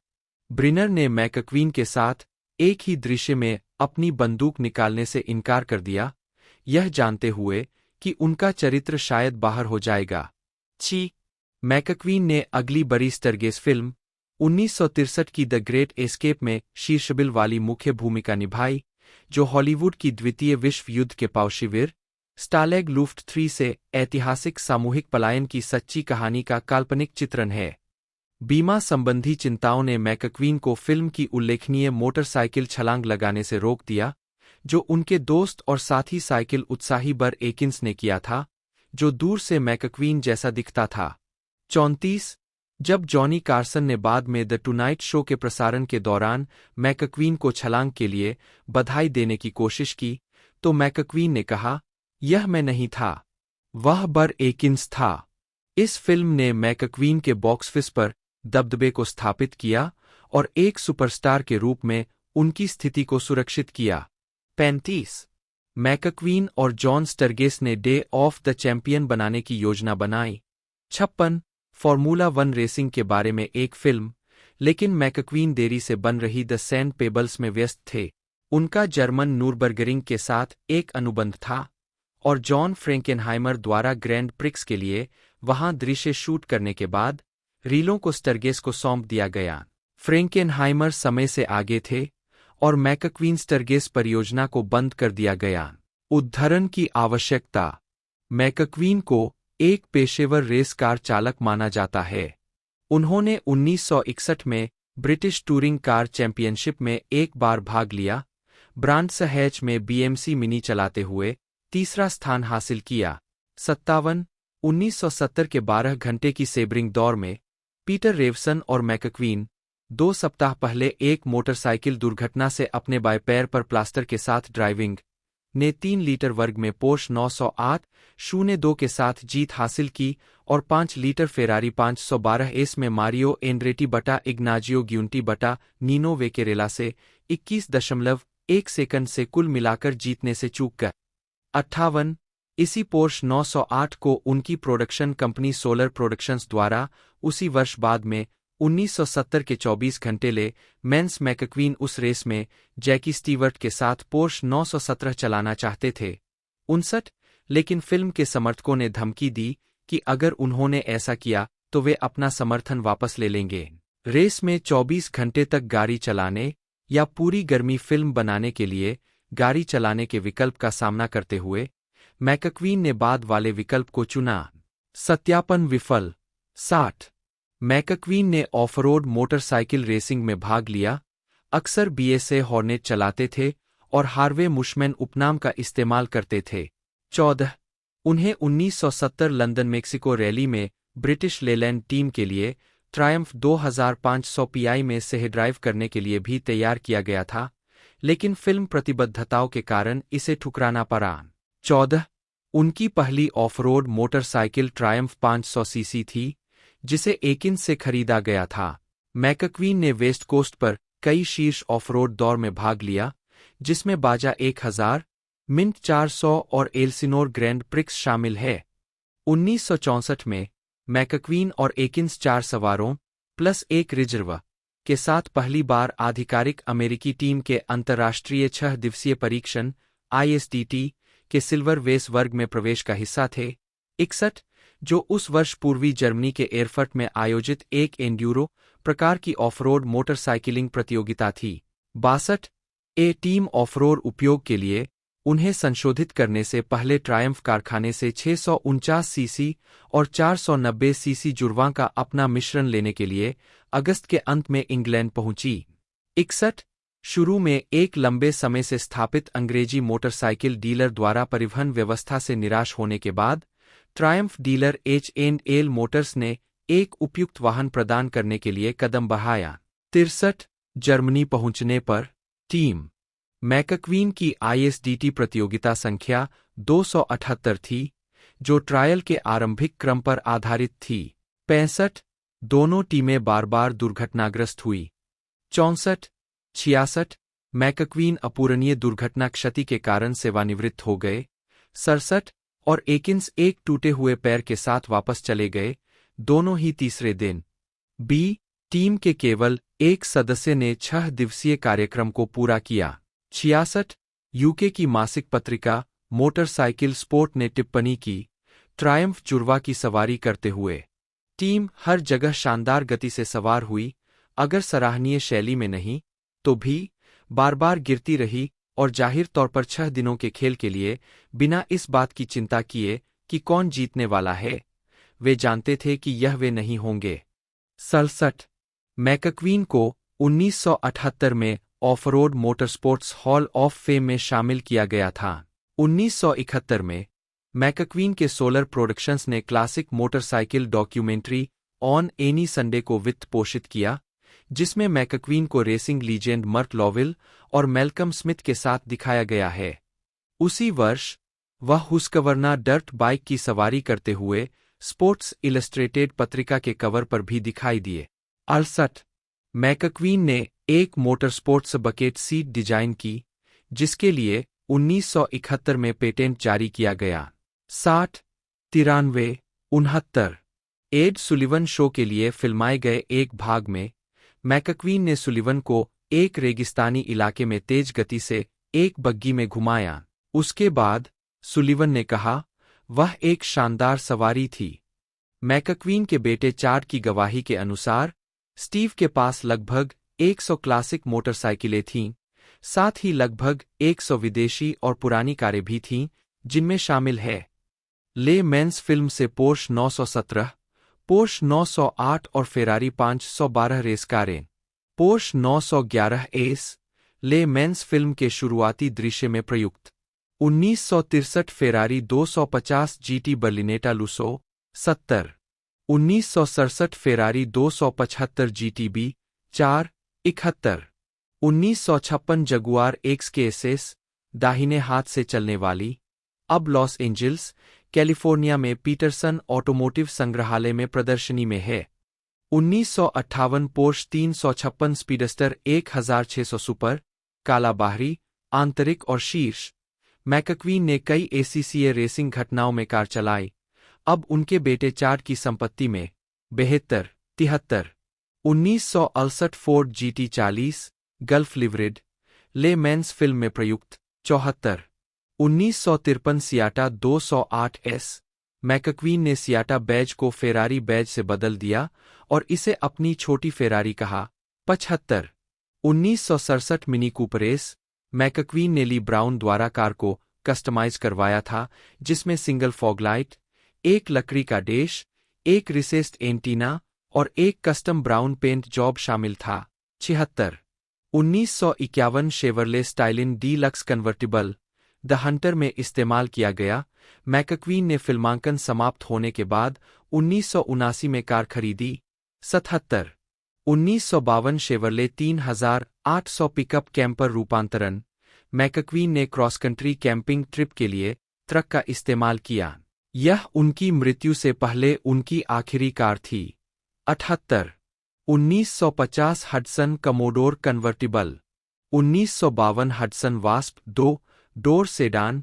79 फिल्म ग्रैंड प्रिक्स की डीवीडी के लिए बोनस इंटरव्यू में निर्देशक जॉन फ्रैंकेनहाइमर और अभिनेता जेम्स गार्नर के अनुसार अमेरिकी फॉर्मूला 1 रेस कार चालक पीट एरन की मुख्य भूमिका के लिए मैकक्वीन फ्रैंकेनहाइमर की पहली पसंद थे। फ्रैंकेनहाइमर मैकक्वीन से मिलने में असमर्थ थे ताकि उन्हें भूमिका की पेशकश कर सके, इसलिए उन्होंने अपने व्यापारिक साझेदार और ग्रैंड प्रिक्स के निर्माता एडवर्ड लुइस को भेजा। मैकक्वीन और लुइस के बीच तुरंत टकराव हुआ। बैठक एक आपदा थी और भूमिका गार्नर को मिल गई। बाद में एक साक्षात्कार में गार्नर ने कहा, ओह मैकक्वीन, पागल मैकक्वीन। मैकक्वीन और मैं बहुत अच्छे से साथ रहते थे। मैकक्वीन मुझे एक बड़े भाई की तरह देखता था और वह मेरे साथ ज्यादा कुछ नहीं करना चाहता था। जब तक कि वह मुसीबत में न पड़ जाए, तब वह फोन करता। वह जानता था कि वह मुझ पर भरोसा कर सकता है कि मैं उसे वही बताऊं जो मैं सोचता हूं। बहुत से लोग ऐसा नहीं करते। और फिर हमारे बीच यह कोई मनमुटाव नहीं था। जैसा कि मैंने ग्रैंड प्रिक्स किया, स्टीव मूल रूप से उस फिल्म को करने वाले थे, लेकिन वह फ्रैंकेनहाइमर के साथ तालमेल नहीं बिठा पाए। तो यह लगभग 30 मिनट तक चला और स्टीव बाहर हो गए और मैं अंदर था और स्टीव सैंड पेबल्स करने चले गए, जो कि उनके द्वारा तय किए गए समय से लगभग 1 साल ज्यादा चली। बड़ा प्रोडक्शन, बहुत सारा पैसा खर्च किया गया और ताइवान में बहुत लंबे समय तक रहा। इसलिए जब मुझे ग्रैंड प्रिक्स में भूमिका मिली, तो मैंने उसे ताइवान में फोन किया और मैंने कहा, स्टीव, मैं तुम्हें बताना चाहता हूं, इससे पहले कि तुम किसी और से सुनो, कि मैं ग्रैंड प्रिक्स करने जा रहा हूं। खैर, टेलीफोन पर लगभग $20 की खामोशी थी। उसे नहीं पता था कि क्या कहना है, और अंत में उसने कहा, ओह, यह बहुत बढ़िया है, मुझे यह सुनकर खुशी हुई, क्योंकि उसने ले मेंस करने की योजना बनाई थी, जो उस समय एक और शीर्षक था, लेकिन हम बाहर होने वाले थे, और ग्रैंड प्रिक्स उस फिल्म को देखने से पहले ही रिलीज हो गई। लेकिन उसने कहा, बहुत बढ़िया, अच्छा, मुझे यह सुनकर खुशी हुई, यह अच्छा है। आप जानते हैं, अगर कोई इसे करने वाला है, तो मुझे खुशी है, आप इसे कर रहे हैं। उसने मुझसे लगभग 1.5 साल तक बात नहीं की, और हम अगले दरवाजे के पड़ोसी थे, इसलिए यह उसे थोड़ा परेशान करता था। अंत में, उसके बेटे, चाड ने उसे ग्रैंड प्रिक्स देखने के लिए ले जाने के लिए कहा, और उस समय से, हम फिर से बात करने लगे। लेकिन स्टीव एक जंगली बच्चा था। वह नहीं जानता था कि वह कहाँ रहना चाहता था या वह क्या करना चाहता था। 45 निर्देशक स्टीवन स्पीलबर्ग ने कहा कि close encounters of the third kind में रॉय नीरी के किरदार के लिए मैकक्वीन उनकी पहली पसंद थे। फिल्म की डीवीडी रिलीज पर एक डॉक्यूमेंट्री में स्पीलबर्ग के अनुसार, स्पीलबर्ग ने उनसे एक बार में मुलाकात की, जहां मैकक्वीन ने लगातार बियर पी। जाने से पहले, मैकक्वीन ने स्पीलबर्ग से कहा कि वह भूमिका स्वीकार नहीं कर सकते, क्योंकि वह संकेत पर रोने में असमर्थ थे। 46-47 स्पीलबर्ग ने रोने वाले दृश्य को कहानी से निकालने की पेशकश की, लेकिन मैकक्वीन ने यह कहते हुए मना कर दिया कि यह स्क्रिप्ट का सबसे अच्छा दृश्य था। भूमिका अंततः रिचर्ड ड्रेफस के पास चली गई। विलियम फ्राइडकिन एक्शन थ्रिलर फिल्म सोर्सेर 1977 में मुख्य भूमिका के लिए मैकक्वीन को लेना चाहते थे। सोर्सेर को मुख्य रूप से डोमिनिकन गणराज्य में फिल्माया जाना था, लेकिन मैकक्वीन शूटिंग के दौरान अली मैकग्रो से अलग नहीं होना चाहती थी। मैकक्वीन ने तब फ्राइडकिन से कहा कि वे मैकग्रो को निर्माता के रूप में काम करने दे, ताकि वे मुख्य फोटोग्राफी के दौरान मौजूद रह सके। फ्राइडकिन इस शर्त पर सहमत नहीं हुए, और उन्होंने मैकक्वीन की जगह रॉय शेडर को लिया। फ्राइडकिन ने बाद में टिप्पणी की कि मैकक्वीन को न लेने से बॉक्स ऑफिस पर फिल्म के प्रदर्शन को नुकसान पहुंचा। जासूसी उपन्यासकार जेरेमी डंस ने खुलासा किया कि जेम्स बॉन्ड निर्माता इयान फ्लेमिंग द्वारा लिखित द डायमंड स्मगलर्स के फिल्म रूपांतरण में मैकक्वीन को मुख्य भूमिका के लिए चुना गया था। मैकक्वीन जॉन ब्लेज की भूमिका निभाएंगे, जो दक्षिण अफ्रीका में हीरे की तस्करी करने वाले गिरोह में घुसपैठ करने के लिए गुप्त एजेंट बन गया था। इस परियोजना में कुछ जटिलताएं थीं, जिसे अंततः रोक दिया गया, हालांकि 1964 की पटकथा मौजूद है। 48 मैकक्वीन और बारबरा स्ट्रीसंड को द गॉन्टलेट 1977 में अस्थायी रूप से कास्ट किया गया था, लेकिन यह जोड़ी साथ नहीं चल सकी और दोनों ने परियोजना से हाथ खींच लिया। 13 हालांकि एक जीवनी लेखक के अनुसार, उन्होंने 1971 में कुछ समय के लिए डेटिंग की थी। 49 मुख्य भूमिकाएं क्लिंट ईस्टवुड और सोंद्रा लोके द्वारा निभाई गई थीं। मैकक्वीन ने फर्स्ट ब्लड में रेम्बो चरित्र में रुचि व्यक्त की जब डेविड मॉरेल का उपन्यास 1972 में सामने आया, लेकिन निर्माताओं ने उनकी उम्र के कारण उन्हें अस्वीकार कर दिया। 50-51 1976 में जब द बॉडीगार्ड, डायना रॉस अभिनीत में शीर्षक भूमिका प्रस्तावित की गई थी, तब उन्हें इसकी पेशकश की गई थी, लेकिन मैकक्वीन की मृत्यु के कई वर्षों बाद तक फिल्म का निर्माण नहीं हो सका। अंततः 1992 में केविन कॉस्टनर और व्हिटनी ह्यूस्टन ने इस फिल्म में अभिनय किया। 52 क्विगली डाउन अंडर 1974 की शुरुआत में ही विकास में था, जिसमें मैकक्वीन को मुख्य भूमिका के लिए विचार किया गया था, लेकिन 1980 में जब उत्पादन शुरू हुआ, तब तक मैकक्वीन बीमार हो गए थे। एक दशक बाद, जब टॉम सेलेक ने अभिनय किया, तब तक परियोजना को रद्द कर दिया गया था। 53 मैकक्वीन को राइज द टाइटैनिक में मुख्य भूमिका की पेशकश की गई थी, लेकिन उन्हें लगा कि स्क्रिप्ट सपाट है। द टावरिंग इन्फर्नो में दिखाई देने के बाद, वे इरविन एलन के अनुबंध के तहत थे, और 1980 में उन्हें सीक्वल में भूमिका की पेशकश की गई, जिसे उन्होंने ठुकरा दिया। फिल्म को रद्द कर दिया गया, और न्यूमैन को एलन द्वारा व्हेन टाइम रन आउट बनाने के लिए लाया गया, जो बॉक्स ऑफिस पर धमाका करने वाली फिल्म थी। द टावरिंग इन्फर्नो 2 के बाद मैकक्वीन की मृत्यु हो गई। उद्धरण वांछित स्टंट, मोटर रेसिंग और उड़ान।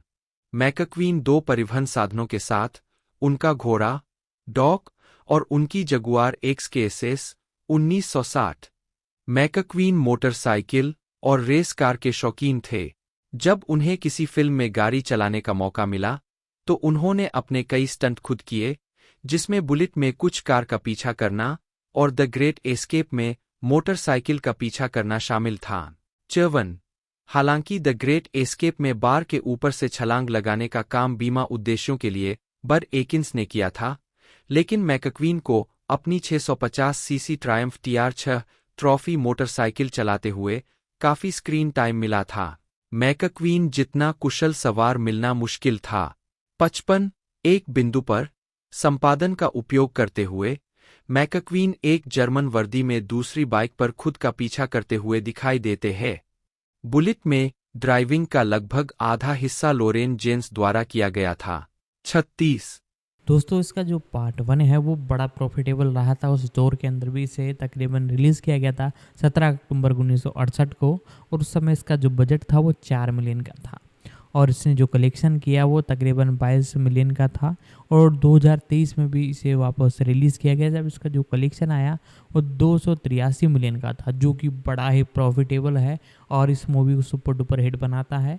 और इसी वजह से मेकर द्वारा इसका अपकमिंग पार्ट बनाया जा रहा है, जिसकी मैंने पूरी जानकारी आपको बता दी है। यदि वीडियो अच्छी लगी है तो वीडियो को लाइक कीजिएगा। आज की इस वीडियो में इतना ही, मिलते हैं अगले वीडियो में।